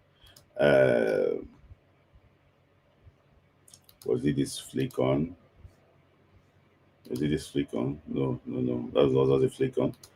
I want to refer to the flick-on that I showed you before. Okay, I think it was this. Yeah, this was the flick-on. You see, just a flick-on from him. He likes it, and that was a goal. Similar one to what he also did here too. I'm going to show you that one. He also did here too, and yeah, this one. Can you see? So just flick on like this to dangerous area. Then this guy scored the goal against Valladolid. So the coach can plan with him. Okay, guys, this guy will win the first ball. Ekong and Osimhen, you attack the near post. He's going to drop it for you. You drop it for that guy, Sizi Arambara. So and and he scored. So those flick-ons to another part of his game that Nigeria might actually would exploit. Sometimes you don't need the cleanest of the players to win games. Sometimes you need dirty players that can win games for you. You just need to work on his emotions so it doesn't get set off so easily. And you also need somebody in Super Eagles that can talk to him very well too. So this was also against Valladolid. And you see another assist. So he saw the run for that guy. He put the ball where I put that rectangular box there, and yeah, that was a goal again for assist for him against Valladolid. So you can see he likes to hold on to the ball. He likes to hold on to the ball. He wants to get fouled. He's very strong. So he held onto the ball. He attracted 3 players to himself. So those guys I put in blue, they are free already. So and it was a goal because he flicked onto the ball to the free guys, and the guys when they just scored that goal against Valladolid. So that was that's about and also too you can see that that beautiful assist too. That also was beautiful assist, but the goalkeeper saved it. And the final one was what's it called? His goal. You can see. I said that pocket of spaces, we need somebody that can try shots from those dangerous areas. And Uche showed quality here against Mallorca. You can see that Union, the former Cameroon international, actually passed the ball forward to him in that dangerous area. And what next? The guy just scored with a very precise finish. And that was how the ball nestled at the back of the net. So that is that about Chris Santos Uche. What did I think he can do for Nigeria? One, Uche can help Nigeria with set pieces. Uche can bring energy to our midfield. Uche can also bring goals to our midfield. So, in my own opinion, I think that this guy will mature and the guy will be instrumental to Super Eagles success in years to come. It might not be a regular for Super Eagles now, but when it's needed, I think it will come and actually will deliver. For example, now, you want to key game off, you want somebody to hold on to the ball very well, win fouls, do so many things. It can come and do that job for you. For example, now, maybe probably against Zimbabwe we already won a lot. We need somebody to hold on to the ball, drag Nigeria, drag those people around. He can do that job for you. He's so intelligent, and I believe that he can actually work. He can do it. I have the link already in the chat box. Please, I already overshoot my time. I've spent 1 hour and 7 minutes talking because there were so many things to cover. Guys, when you come, don't spend too much time. Just talk briefly about what you want to contribute. Link to the chat box. So let me appreciate.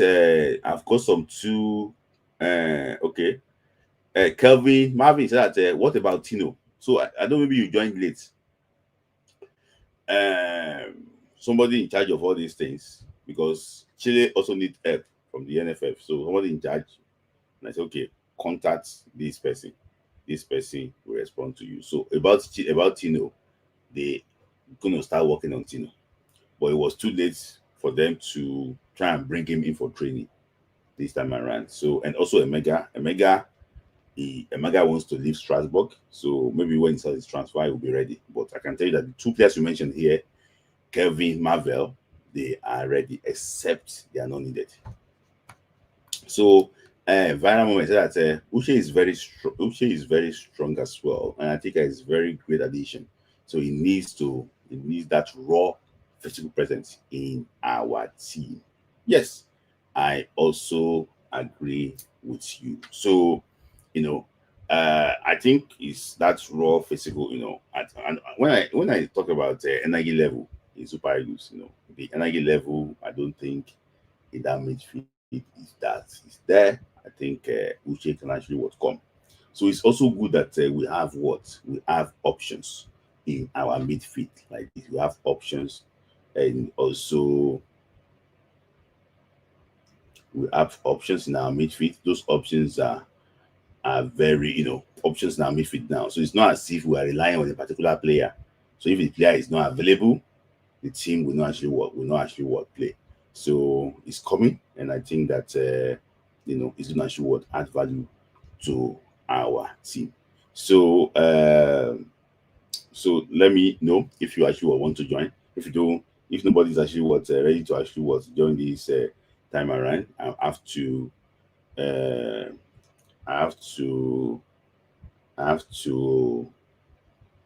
wrap it up, and actually just my own prediction. So before I move on quickly. So yes, guys. So I just have to reply this person. So okay, I think I have first caller. Guys, if you want to join quickly before I actually before I leave. I don't overshoot my time too. I was going to talk only 1 hour. I ended up talking for 1 hour 39 minutes. So which I think overshoot my time. So if you have any questions you want to ask, you can come on and she will ask those questions too. Just make it very brief. That is my take on that. So let me just take. I have IoT waiting here. Let me just take. It will be vital in a diamond. Yeah, I agree with you. I agree with you. It's also vital in that midfield too. So that's why I also have one too. So I'll just take those things together, and yeah, I will take the two guys. The super chat is still there. If you want to press super chat, if you want to dash us money, think that okay, these guys these guys are doing some wonderful jobs here, and you think that okay, don't worry, let's support these guys. No, you can actually what you can do that. So okay, I think Omboeri is ready. Let me take Omboeri on first. So Omboeri, thank you for actually joining. Are you ready? Just not ready if you are ready. I think his network is poor. So Omboeri, if you are ready, let me actually know if you are ready so that I can be able to actually to bring you on. So I think he is ready. Omboeri, are you ready too? I think IoT is ready. So yeah. So IoT, thank you for actually joining this Friday night. Thank you. So what's your take? I mean, interesting discussion so far. I've been just listening and taking notes. Um, Lookman has given us assignment earlier. He said we should do on Eagles best list information. But I mean, we all know that this Unity Cup like I did a video. To me, it doesn't matter too much. It's not a very important tournament in the grand scheme of things. Um, Mhm. Eric Shaw gets to see some new players, gets to see some Chan players, and that's about the significance of the tournament. Most of the squad is not there. So for Mhm. me, I honestly don't even know where to, if I even want to draw up a lineup. I don't know Mhm. where to start drawing up the lineup from, Mhm. for the friendly. Mhm. Obviously, Russia friendly is more like it. The Russia friendly is more like the main players, but obviously some key players like Iwobi, like Basi are still Mhm. not there. Lukman Osime are not there. So I Mhm. don't think it matters too much right now, but Mhm. I'm just really looking forward to seeing how Eric Shell can use some of the new players. You Yeah. spent an amount of time talking about Crisanto Suche. Mhm. I'm really, really, really interested in seeing how they use him. I want to see Mhm. what he can bring. I'm more interested in seeing him in the Russia game versus the Unity Cup, because the Unity Cup to me, I don't think it's going to be that competitive. I might be wrong, but I'm more interested in seeing how he plays in the Russia game and seeing what he Mhm. can bring to the side. Playing with some other big boys. That's if he gets to Mhm. start. Even if he doesn't get to start, like, I mean, it will still be good to see him. But Mhm. overall, Sha, you know, a couple days we'll be playing our first game against me. By the grace of Mhm. God, I should be doing a live stream during the game, so we'll interact and we'll see how that game goes. But right now, Super Eagles are not exciting me too much. Mhm. Yeah. Okay. Not okay. Yeah. Henry. So Kwanati go. Thank you for actually what. Thank you for love. We appreciate actually what you. Henry. Yes, I greet everybody. I want to ask questions before I start. Smith, please, the Unity Cup, Mhm. bringing the local players, Mhm. you said the purpose of it is for the Chan, right? Mhm. What is the purpose of Chan to Nigerian football? So chant. Okay. For example, now it depends on how you set the agenda. They have not been to chant for a while, so they think that okay, if they can build a strong local team, with the Chan tournament. For example, now they play in the final, semi-final of the Chan. Okay, because most of the national team in Africa too, they are coming with their A team to Chan. For example, now country like Niger Republic, country like maybe probably all these countries that majorly they rely on players from local league. So if they can compete with those people and play in the final, okay, why can't they they compete too in Super Eagles. So you're thinking that okay, maybe the exposure is what they need. So because just looking at the different avenues to bring these guys in, that's it. Okay, if it is the different avenue to bring those guys in, Mm-hmm. how old are those people that Eric Chile is bringing to Unity Cup? It's not about the age. They are the best in the league. It's okay. They actually were the best in the league. For example, now Isaac Xavier also is a young player. I know the boy from Van Dresser, a very very good Mhm. player before any Ranger. So, but it's not about the age. It's not about they're the best. There's no young player in the MPFL. Oh, so Okay, if that would be the case, do you think that is going to destroy the Super Eagles because one might come and camp one or two times for Super Eagles and the person will disappear? We now yeah, start beginning to choke. that is their own cup of tea. For example, they want to see them. It's in August. If they see them in August and it's still hot, maybe two of them can be part of the team camp in September. We never know. So, for example, now, I don't know if you have watched previous camp before. There was one guy called Chizom Chikatara. From Abia. Mhm. Was he? From Abia Warrior. Mhm. Chizom Chikatara. You saw some flashes, Uzueyi, of Rangers, that came to, and he made the World Cup team, from Rangers. So it's just about saying, okay, these guys, if they have this opportunity, can they do it? The Super Eagles. Because let me tell you something too. All those African players too, they play in the league. Okay. So it's not Yeah. that available, but I just think that it's a try and error thing. It's okay. I think the majority of the Super Eagles is going to be the super, it's going to be the abroad based boys. Okay. Like for me, I would have suggested that the best thing would have been we are looking for midfielders. Mm-hmm. Why can't we focus on the midfielders? Then we bring the midfielders. Then the strikers. We don't necessarily need strikers in our local league. Mm-hmm. Then, if you want to do tournament for Chan, Mm-hmm. why can't you say, okay, our neighboring countries, let us host them for Chan and use it to test those players? Then you now use this Unity Cup as an avenue for our players born abroad that want to come, that want to play, and other Nigerian players also born here but they are playing outside, finding opportunity to move into. That's how you see it, but that's not how they see it. Okay. I Yeah, hope they are trying to get it right. That's my yeah, own thing. I yeah, hope so. yeah. I hope so too. I hope so too. I hope so too. So I just like throw one question. I Mhm. said something that Francis Vega got it called up to the Super Falcons. Our last outing for Falcons was horrible. She didn't do well last World Cup. She caused the penalty. She was nowhere against England when she brought her on. When they were putting pressure on the opponents, but nothing happened. And I called her Ahmed Musa of the of the Super Falcons. Is it fair, Ayoti, that do you think she deserves to be there? I don't think it's fair to call her Ahmed Musa of the Super Falcons. Okay. Or I also don't think that she deserves to be in the team right now.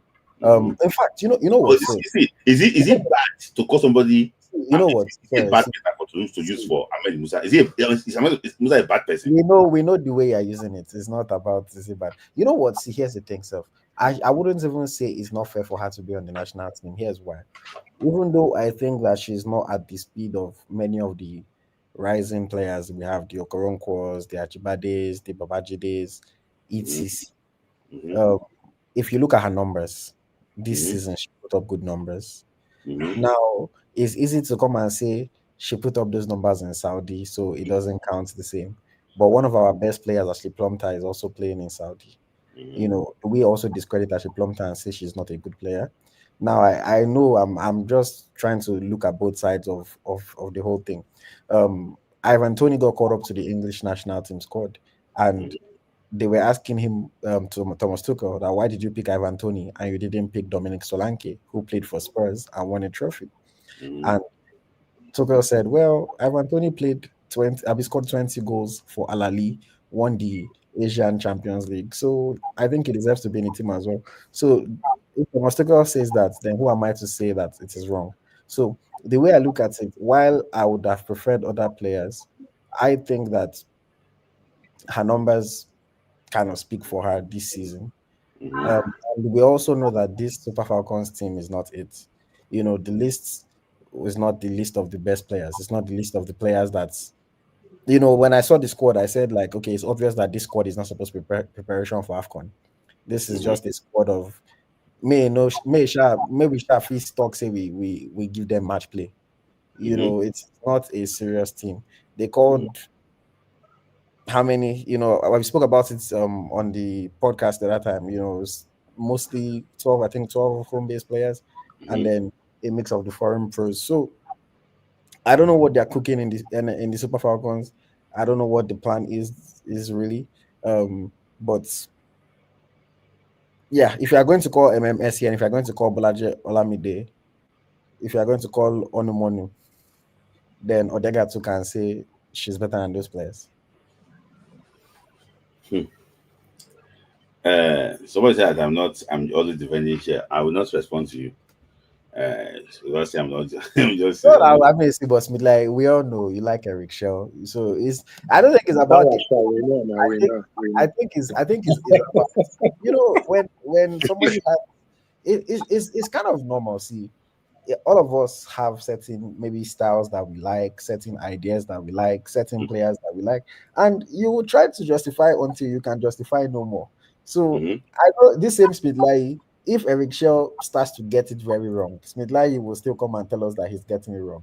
But for now, Smith-Lai is still on his side, which Mhm. I understand. I understand, and it's the same way. If you believe in something, if you believe in Yeah. somebody, even if the thing is not working out as expected from the beginning, you will Mhm. still continue to believe until it gets to the point where you have to lose your belief. So I Yeah. understand Smith-Lai is feeling around the whole thing.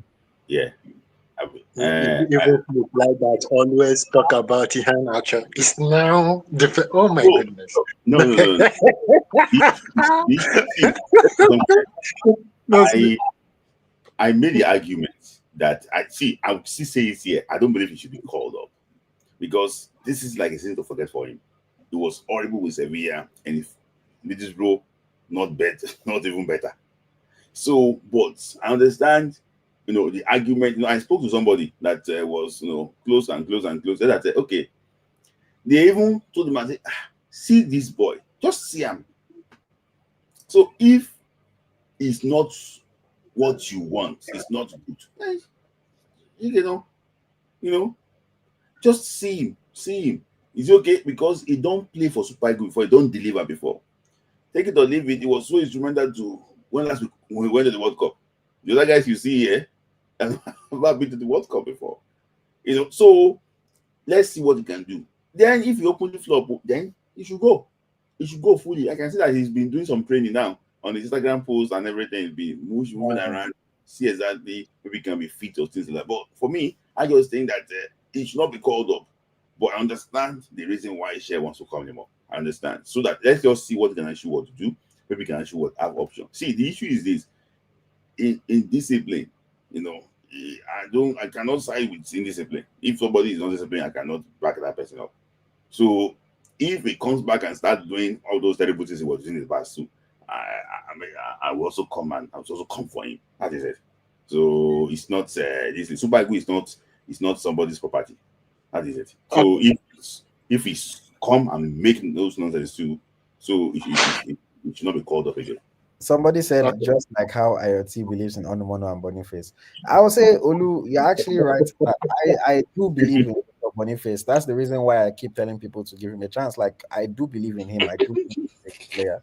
So no, I think that's a fair this thing. I believe in him. I think he's a good player. That's the reason why I tell people to give him a chance. Mhm, Onumono is never about whether or not I believe in her. Onumono's own is just objectively speaking, frankly. mhm, But Boniface, I do believe in him. mhm, mhm, Okay. Now I want to ask this Smith, right? yeah. This Felix Sago, Mhm. is he eligible to play for Super Eagles? Sorry. Before you answer, one point they watch video. Now only live video come. We've spoken about this on video. They watch No, video. no, no. But I, it's I, really interesting. I watch it. Right? I know the reason why I'm saying this, right? If somebody's eligible, then why are you inviting the person for training? I'm ready. But when we were doing live before, I still listening to you. I know. When the live you hosted, I explained it. I said, yeah, but I'm still trying to know this. Do you know why I'm still thinking about this? Is this if okay because of clearance and this by now they're supposed to clear everything. Do you know the first time they made a call to him? Do you know the letter that he needs to sign? The FF needs to sign. They have to submit to somebody. Do you know when they call him? So all these things. Let me tell you something. There was a player. I'm not mentioning him. He did everything. No, he now made mistake on one. I'll start over again. It's a Super Eagles now, according to you. To tell you the process, especially if you are England born. So it's difficult now, but I just think that he play for Ghana under 21. So NFF doesn't want to leave any stone unturned. South Africa is already about to have their penalty. So they don't want anything. Let him come and train. Let them see. Then from there, we can actually move on from there. So it's not as if say this thing. They needs to get him cleared properly so that he can actually know that okay, he's ready for us. For example, now Otto Concord, don't forget that they will still look for a way to clear him. That's why he didn't play for England in any competitive game. They will still clear him. The way they waited for Iwobi did not play for England throughout, but they have to still clear Iwobi. Okay, he didn't play any competitive game. That was still clear Iwobi. That's to still clear Iwobi. So you don't want to risk any of those things. That's the reason why. Imagine so Nigeria want to go and use a Igbo player. They don't ban Nigeria. So what will you say? Say they're very stupid people. Is it not? No, for me, I would have not even invite him for training. Just allow him to settle his things. Yeah, for me, yeah, that's the way I think. If he's still, for them to clear him, finish clearing, then you can come. But you are still under, they are still supervising, trying to clear him.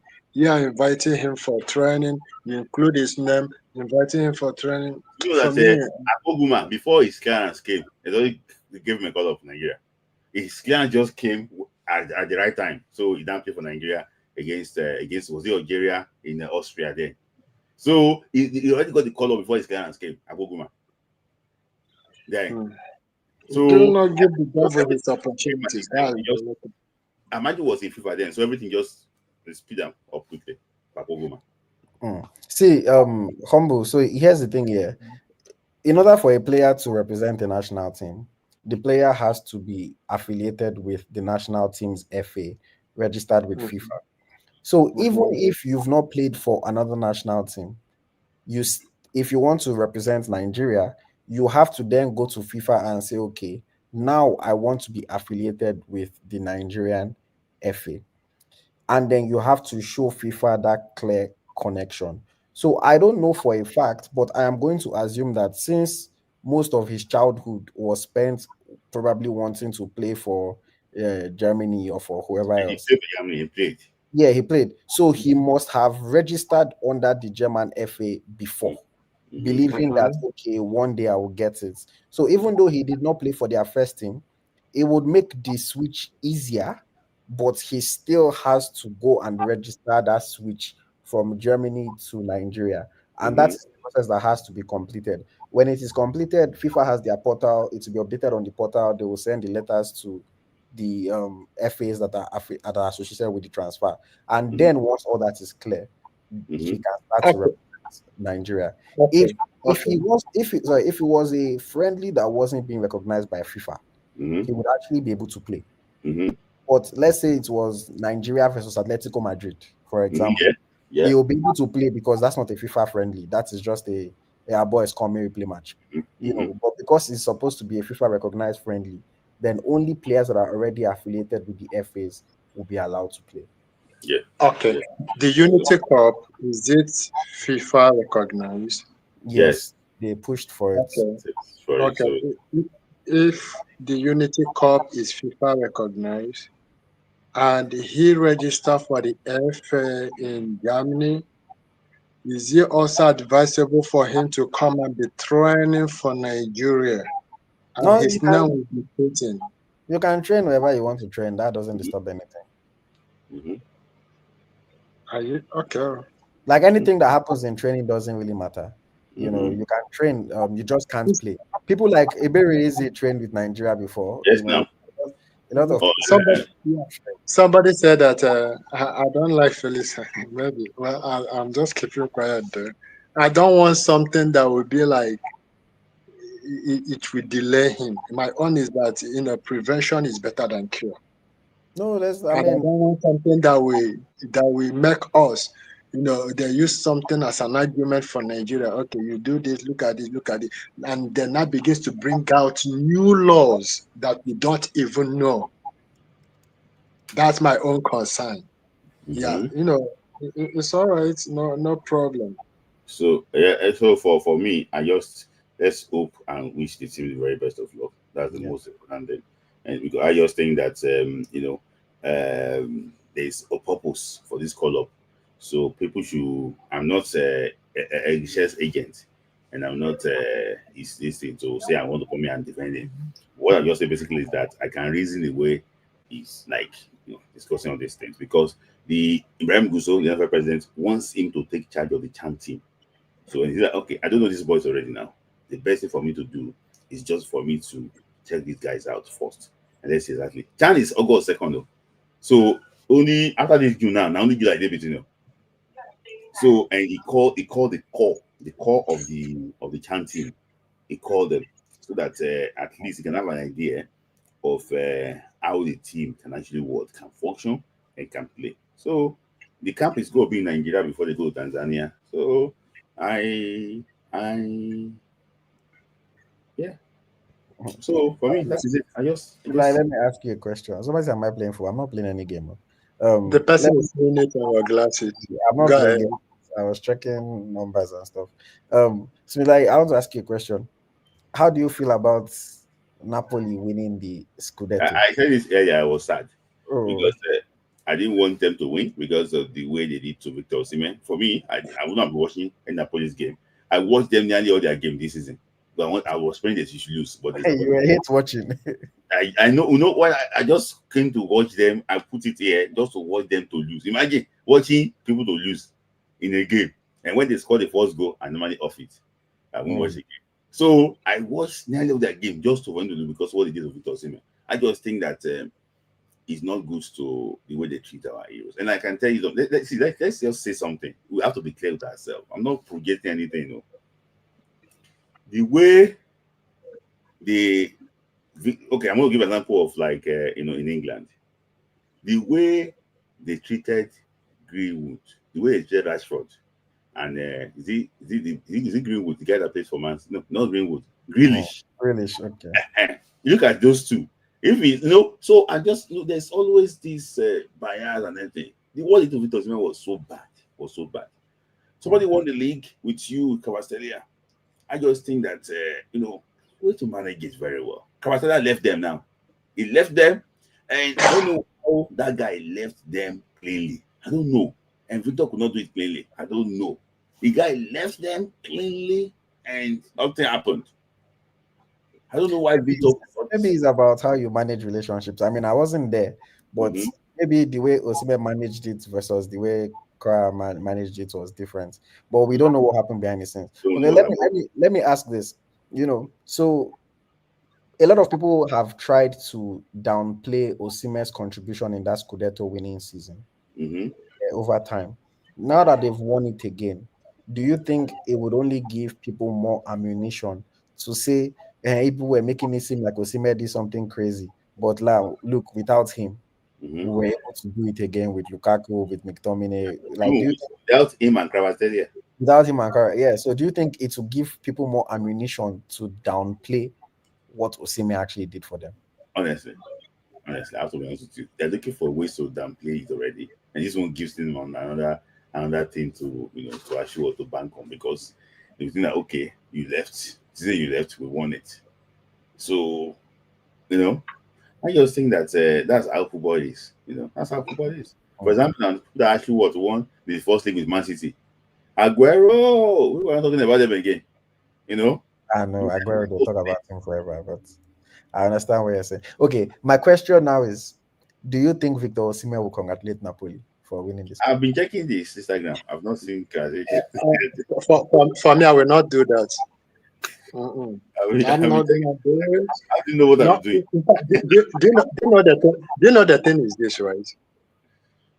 Number one, assuming that Osimhen wasn't doing well and Napoli was doing well, it would have been a different case. But Napoli was doing well, and he was even doing well, doing more fame than Napoli. Yeah, he's not doing better than Napoli. Sorry. Yes. He did. Whatever he's doing, see, it's not. Let's look at this now. See Napoli. He's doing better than Napoli. Huh? What did you say?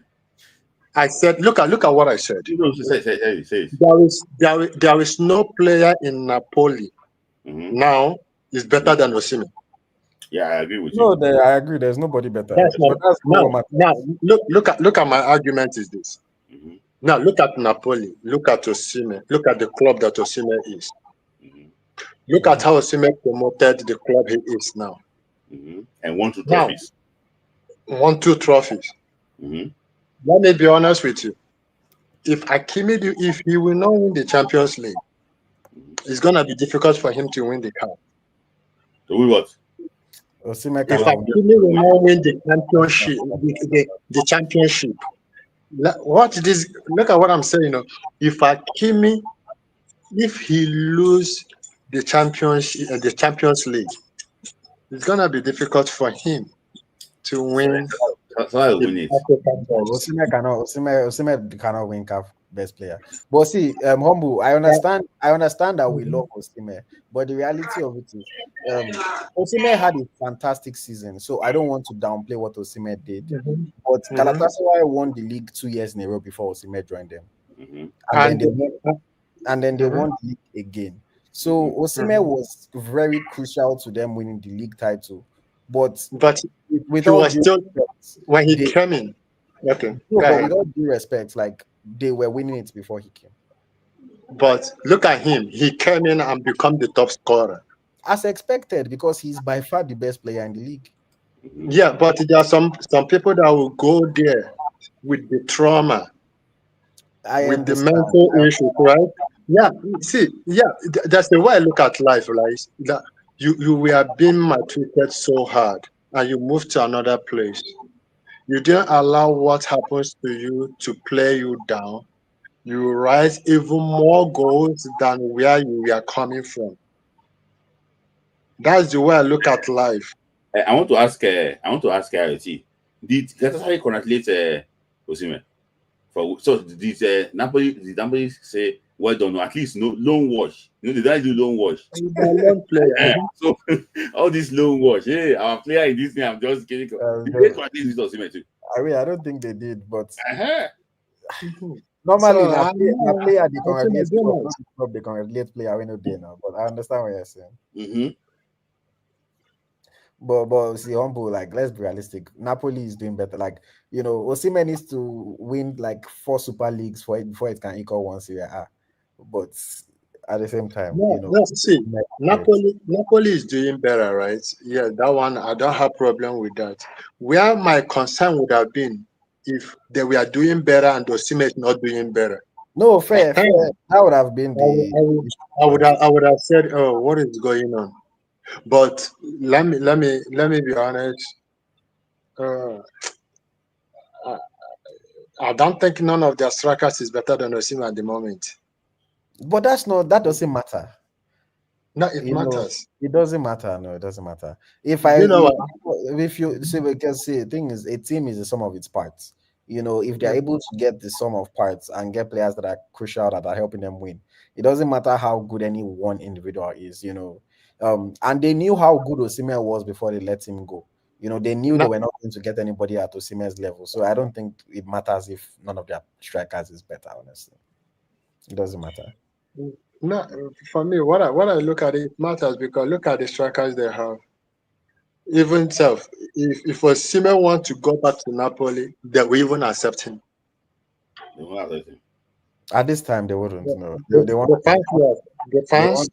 want to sell him and collect money. The fans that are always the fans might, but if the administration, the fans that have been insulting him for a whole year, unfortunately, like Osimhen did something that was historic for them, winning them the Scudetto after such a long time, alongside Kvaratskhelia.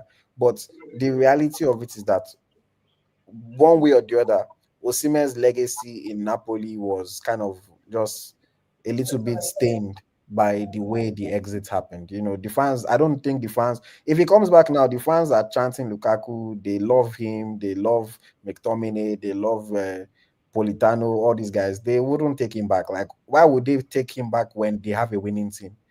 If it's that they were not winning before, it would be different. Maybe if they were not winning, they might say, okay, I beg, let's just humble ourselves and take him back. But the fact that they won, they will feel like they can do without him. It's like saying if Courtois wants to come back to Chelsea, he's a great goalkeeper, better than whoever Chelsea has. But the way he left Chelsea, no Chelsea player wants to even see Courtois' face again, as good as he is. So it's just the relationship is broken. I see that he has not liked the Napoli's post. even me, sef, I'm not even following. No, I can't I'm go not back following. to, I'm for not following instance, your I remember that your I followed Napoli when he left. Mm. So just like that, I'm not following them again. I'm not planning to follow them again. And secondly, I realized that Lukaku, I don't know maybe he follows Lukaku, but he's not even liking Lukaku's post. So maybe he doesn't. He Mm. just plant himself because I'm going But to you.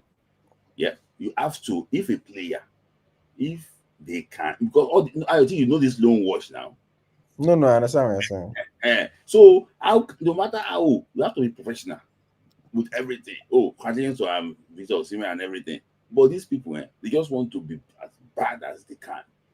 That is my own take. They just want to be bad as they can. So, okay, but I'm gonna say I'm falling Napoli too. Okay, so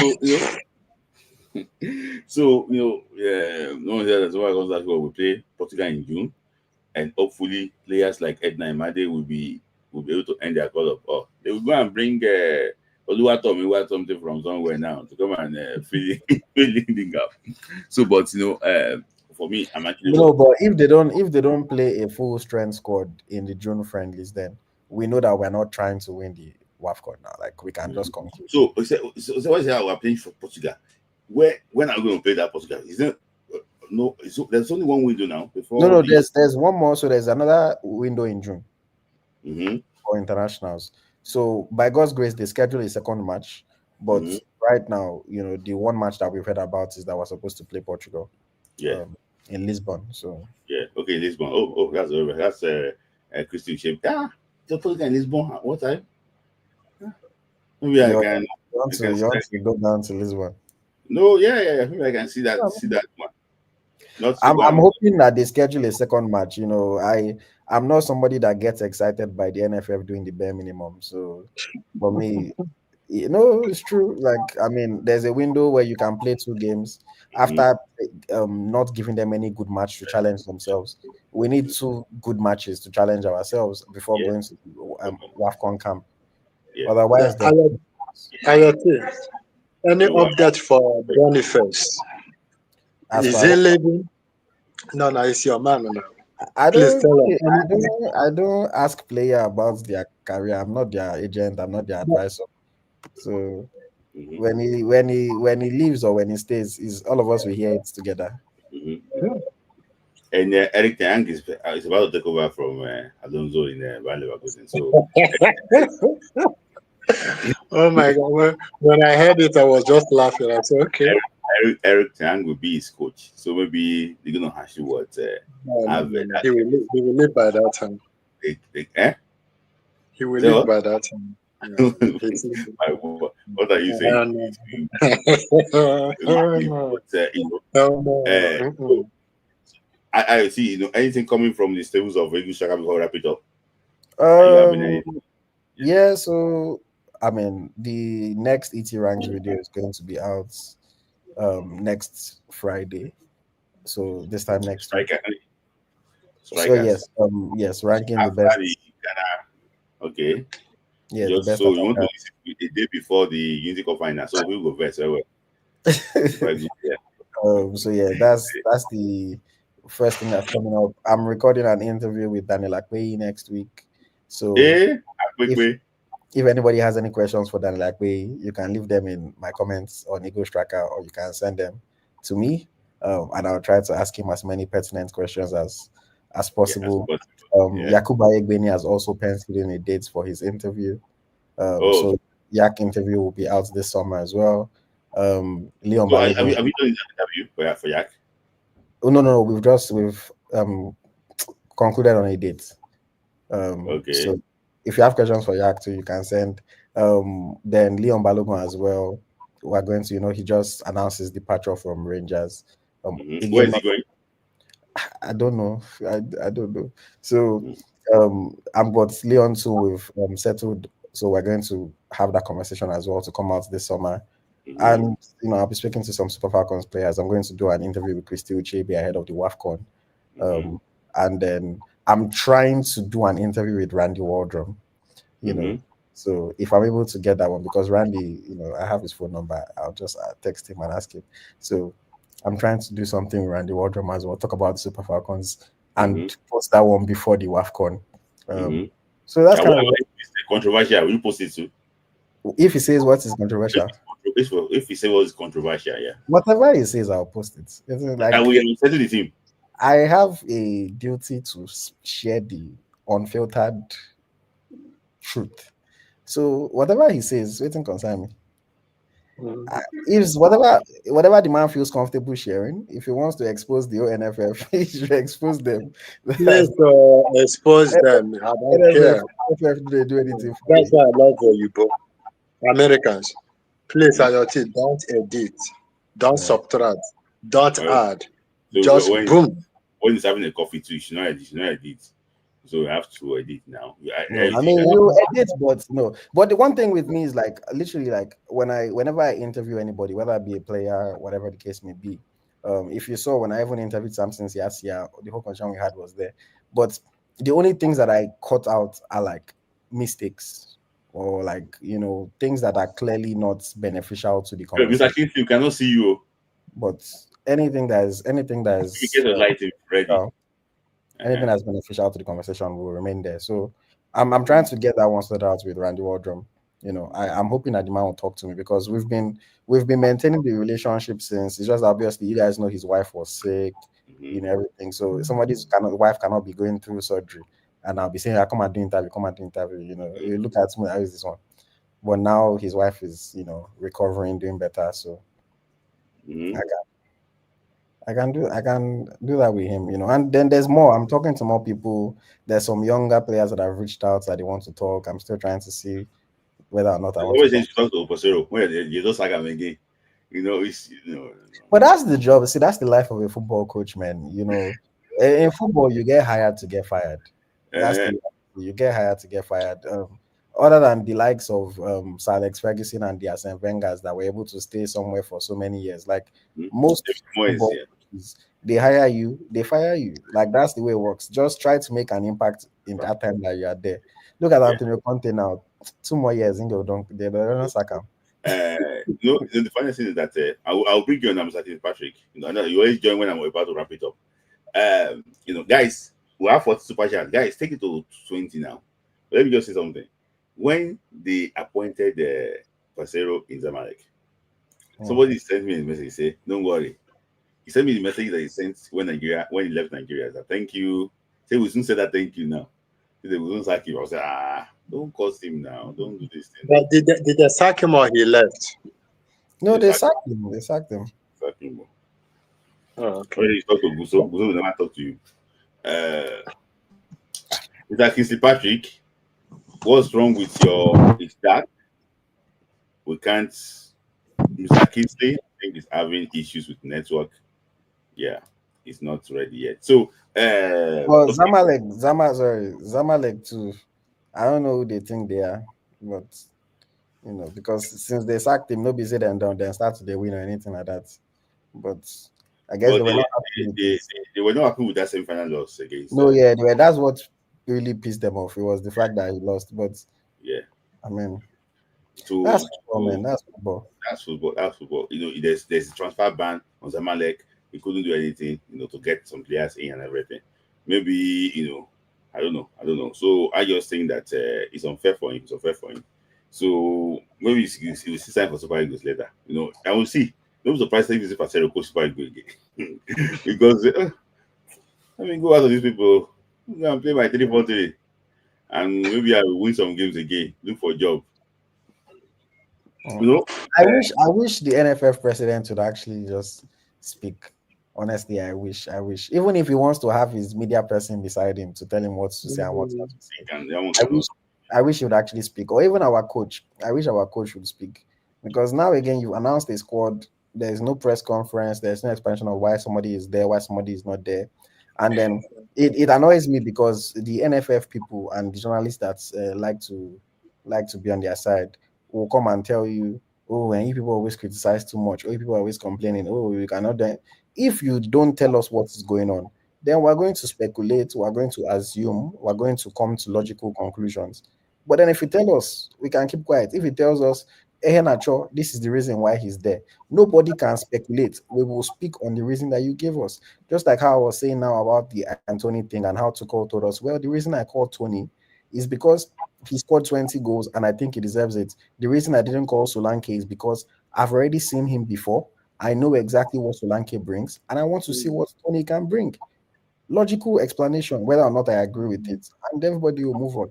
You know, somebody here is saying percent rubbish 3-4-3 way in play.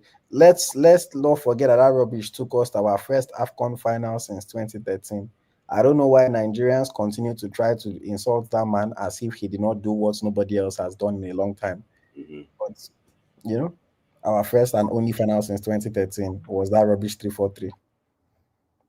Yeah, so when we're doing our 4-4-2, the second month. So why are you not this thing? So guys, you know, I have to ask you what Mr. King Patrick, I don't think there is time to bring you on because we're already overshoot my time. I tried to do 2 hours, but unfortunately, at least this one better past last time, and I was like 3 hours. But this one is just 2 hours 22 minutes, so it's not bad. So IoT Eric Share has joined NFF Click. He says it's not.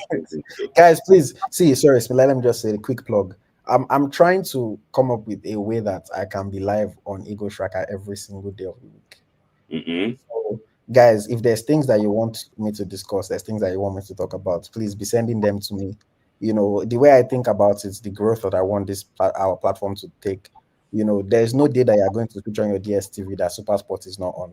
No matter what is going on. I know obviously their coverage is beyond just one niche. You know, they cover multiple sports, multiple countries, the whole of Africa, etc. I recognize that. But that's why I'm not telling you that I want to run a 24/7 channel. But what I am saying is I want to come to a place whereby we can be on every day of the week talking about Nigerian football, whether it be the MPFL, NWFL, Super Eagles, etc. So please, guys, any suggestions on topics, things that you want to hear about, let me know. I'm also trying to get other people involved so that it's not just I know you guys like my face, but so that it's not just my face every single day. I see Eagle Tracker as a platform that can help to build other people up as well. The same way I've been able to try to build myself up, I believe that other people can, you know, come and be known and get opportunities through the platform.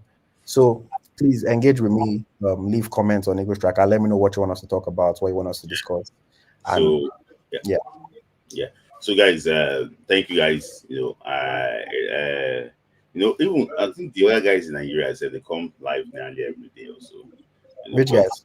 You know, like they fan tribe live on a regular basis. So they do transfer live is twice. You can bring Mr. Patrick for 3 minutes, fine. And you just bring him quickly. Guys, Mr. Patrick is always at the end. Mr. Patrick. Just give him like 2 minutes. I have to wrap it up because it's already 12:26 here in the UK. I have to go to bed straight away. I still have to do some few admin work. So let me just get from Mr. Patrick. So IoT, thank you for joining, boy. Thank you for joining. So I'll see you guys again next week. So let me just bring Mr. Patrick quickly and okay. And yes. So thank you. So Mr. Patrick, yeah, quick contribution. You always join towards the end. We don't spend 2 hours and 4 minutes, but it's people say, okay, I should bring you on. So Mr. Patrick, the LG Cup, they call them the Unity Cup now. It's gonna be next week. Nigeria against Ghana again. The Jollof Derby. We saw the list. You know, Eric Shell, I've already explained everything. You know, we can still check back. Your opinion on the list and what do you think? I think they said they had 2 lists. They have there was one that is predominantly home based. There's one also they have professionals, but Ademola Lookman and Osimhen was omitted in the list. So I think the match should be a dress rehearsal for the World Cup, qualifier. But basically, anyway, I think they're friendly. You don't need those guys have been tested, so it's opportunity to test some other new players that can add bite into the team because he's going to be a tough match, the September matches, you play in Lagos and travel to South Africa, which is not going to be an easy game. But we see how it goes. But with respect to the matches, I think it doesn't matter whether they win or lose. I think the major thing is, to test the players and see how they cope. In time past, people say, okay, about your history. In time past, when we're playing Unity Cup, we had players like Abe George come through. Unity Cup, LG Cup. We had players like Paul Obiefuli. I don't know if you remember him. I remember Paul Obiefuli. Rabiu Musa Kofomata. We remember we had those players that came through in Unity Cup there. Even Christian Obodo, came through the Unity Cup. So, for example, now, do you think that we can get any revelation from this team? Do you think that Uche will surprise us? Do you think that what do you think? Do you think that Teller could be the star man? What do you think? Do you think any of these players can actually just prove himself? It's possible. You can see discover players. I remember how Finidi George was discovered when Nigeria played Burkina Faso and beat them 7-1 or 7-0. In fact, that day they cut their jersey, they cut their trouser because they forgot their jersey in the hotel and cut their trouser suit and use it as a jersey, and won 7-1. And Finidi gave all the 5 passes to Yekini and some other guys that scored that day 7-1. Was it in Enugu or Lagos? I can't remember where they played that match. So some of these matches you never can tell. So you can try, and somebody can be a very good addition. So we see how it goes. Yeah. For me too, I just hope that he actually it can actually go well for him too. So we'll be watching exactly to see exactly how things actually pans out. Because for me, okay, so it was national team in Lagos. Somebody was asking that when did he play that game? And that's when we caught our trouser. I remember then. That was national team in Lagos. It's really Lagos. Yes, still there. Yeah, I think that was 1991 or 1992. 1992. Senegal. No, is it Senegal 92 or is it Tunisia 94? It was a qualifiers for Senegal 92 or so. Yeah, either Senegal 92 or Tunisia 94. I can't remember, but I know they won 7-1, and the Finidi scored and gave 4 passes, and that was how they was discovered. So, and that day they forgot their jersey in the hotel and cut their suits. I use it as I remember them. Yeah. So some of you, this story might be like a fictional story, but I can tell you that NFL have been like this for so many years. So they can make mistakes, they can do whatever. I remember in 1997, I don't really remember. They forgot the passport of the Golden Eaglet in Lagos. Yes. They forget the passport. So against Benin Republic, and before you know, they have to walk over. Benin Republic walked over Nigeria in Ibadan. Yeah. So that is another thing. NFL can actually make mistakes. That's my very good brother, Lucas. So we have seen this. Well, I just hope that they get it right for this match. So I'm going to. Yeah, I think the match should not be used as it should not be used as because one thing I discover is Nigeria people want to win at all costs with high margin, and sometimes winning is not too good for Nigeria. Sometimes I see them because I remember US 94 qualifiers. We lost all our matches. We lost to Romania. We lost to Sweden 3-1. We lost to Yugoslavia. In fact, we lost virtually all our friendlies, and the Bulgaria was following us throughout that friendlies. Because I remember Keshi said that these guys were monitoring all our matches. But despite that, we went and still won 3-0 in that opening match against Bulgaria. The same thing also happened in France 98. Our last match was against Holland in Amsterdam. They beat us 5-1 on Friday. Then on Tuesday next week was the opening match against Spain. So, and everybody was expecting Spain to beat us 5-0 because we lost to Holland on Friday 5-1. Kano scored the consolation penalty that day, and and then we beat Spain 3-2 in that opening match, and that was almost the day that Sani Abacha died, because I remember the players was wearing a black armband, the memory of Abacha that died. You know, was it the night before that match? So, so sometimes winning gives you a false impression that you have arrived. But when you don't do too well, also, especially in friendlies, it makes you prepare. You know that you have a lot to you know, prepare. And that was what helped us in US 94 and France 98 to come out of the group, because Spain was the seeded team in that group in France 98. And Spain, unfortunately, after losing to Nigeria, didn't qualify that group. You know, so they didn't qualify. And you know, even before that, we lost 3-0 to Yugoslavia. Remember? Yes, we lost 3-0 to Yugoslavia. Lost to Sweden 3-1 in friendly. Lost to Romania 2-0. I remember we lost virtually all our. Although some of the players that were playing that friendlies we are not actually the players that were used in the actual World Cup proper. You know, because I remember one, the one who did not. Ganiu Ajide. Jero Shapoke. Jero Shapoke. I remember. Shapoke. Jero Shapoke. So we Abiodun Barowa. Abiodun Barowa. It was in goal then. So you know, these are like you know. Then I have to be honest with you. Then when I watch Super Eagles game, I expect Nigeria to win every game, but now is slightly different. You know, I expect Nigeria to win. I remember Nigeria playing against Guinea. You know, I remember. Do you remember that game in Lagos against Titi Camara of Guinea? That we beat them 2-1. 2-1. I think it was 2-0. Titi Camara just dribbled everybody and they scored.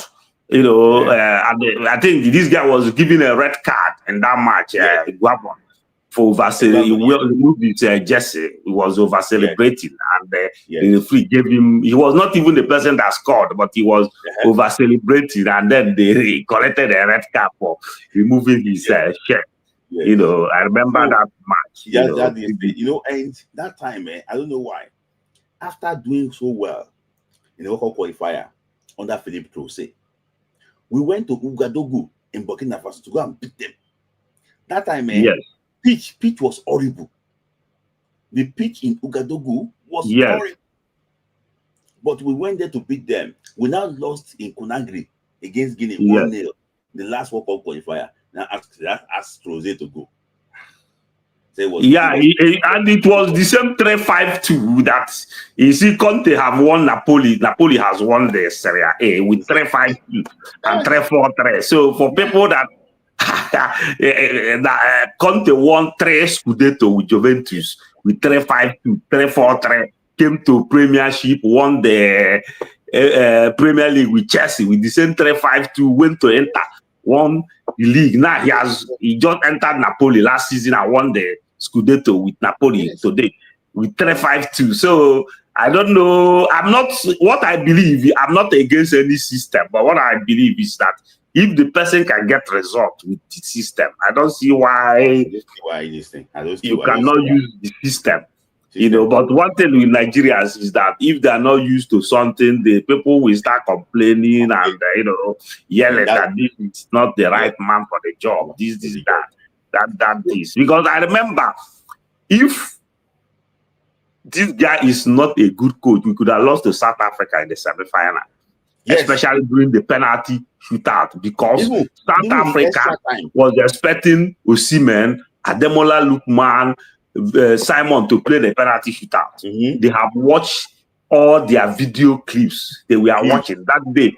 The guys scattered everything, brought Ihan Acho that didn't play any match, brought in Omeruwe that didn't even play any of the group matches, and the team disorganized South Africa because we are expecting the guy they have studied our players. Say Osimhen will play this, Ademola Lookman will play this second penalty, and we know how to catch the thing. And the player that was regular that played was Ekong.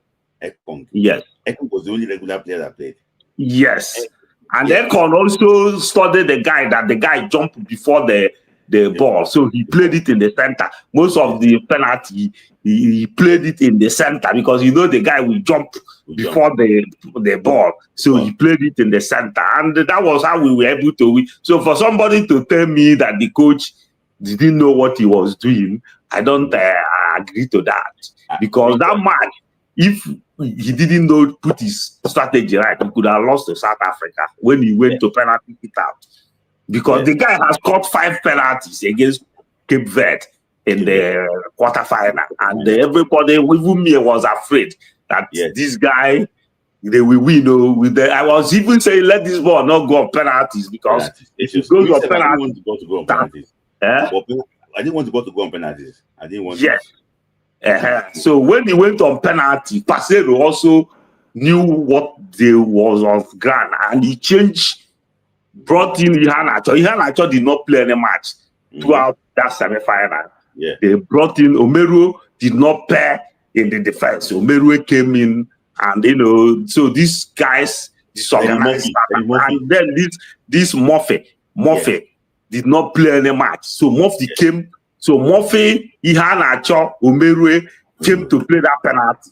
As against Osimhen, Ademola Lookman, Simon, maybe you will be that they were expecting to play the penalty. So the team disorganized them. And that is strategy.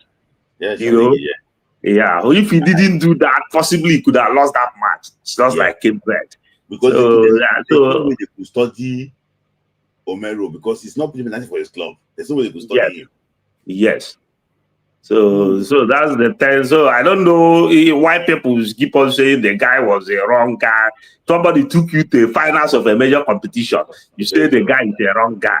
I don't know how people judge things. It's always good to be fair to somebody. That is it. Yeah. Well, because the major thing in the match, I remember that World Cup. Was it when I was watching it? The World Cup, 2014 World Cup. Or 2014 was the World Cup in Brazil, where the Rui van Gaal, Tula, their goalkeeper, number 1 goalkeeper, brought in that guy, Norwich City goalkeeper.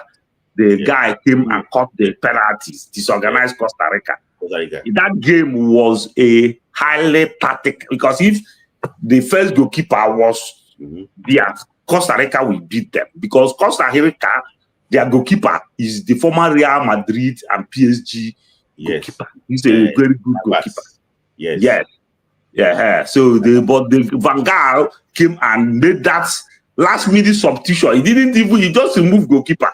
People were saying, just the guy didn't even warm up. The only warm up was penalty shootout. And they knew their game plan, and that was how they were able to eliminate Costa Rica in the World Cup. Yes, so Patrick, we'll go be live next week. About the Ghana game, we discuss more about it. Thank you for joining today. It's already overshoot our time today, so thank you for joining, Mr. Patrick.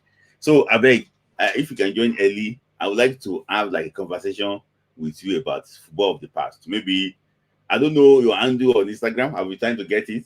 Do you use Instagram? No, I don't usually use all those things. Which one do you use? Facebook? It's just this YouTube that I usually, if I use YouTube, it's just because I'm not really a fan of social media like that. Okay. So, but I just, because I used to follow football. A way to connect, because we used to just, I like, people like when you talk about this history thing and you talk about it fluently. So we actually really, enjoy you. Well, thank you for joining today. Thank you. So, all right. Thank you. All right, thank you. That's Mr. Patrick for that's a very lovely conversation. As usual, you guys ask for him to join, and we don't bring him in. So discuss. So, guys, today 2 hours 41 minutes. I want to appreciate all of you from the start to the end. You know, it got to a stage where we're like 125 people watching here. I really enjoy every bit of today's program. Very eventful. I hope you guys actually enjoyed it. I can see that one too, the comment that you guys enjoyed it. So I also want to thank my gifters too, who's actually what supported me. So thank you, Olutayo Olugwemi. Thank you for that. So let me just look at the gifters there too. Monzo Ogunbade was my first person to actually would send something. Thank you for joining. Thank you for your gift. Viral moments too. Thank you. I appreciate you. Uche Chuku, Uche, my brother. Uche, thank you. Thank you for your love. Chinwoke, thank you. I appreciate you. Yare Imade, thank you. I appreciate you. Greg, thank you. I appreciate you as usual. Yare Imade too, thank you. Second time, I appreciate you. Viral moments too. Thank you for your love. Lukman B, my man. Thank you for your love. I appreciate you. Kelvin Marvel, thank you for your love.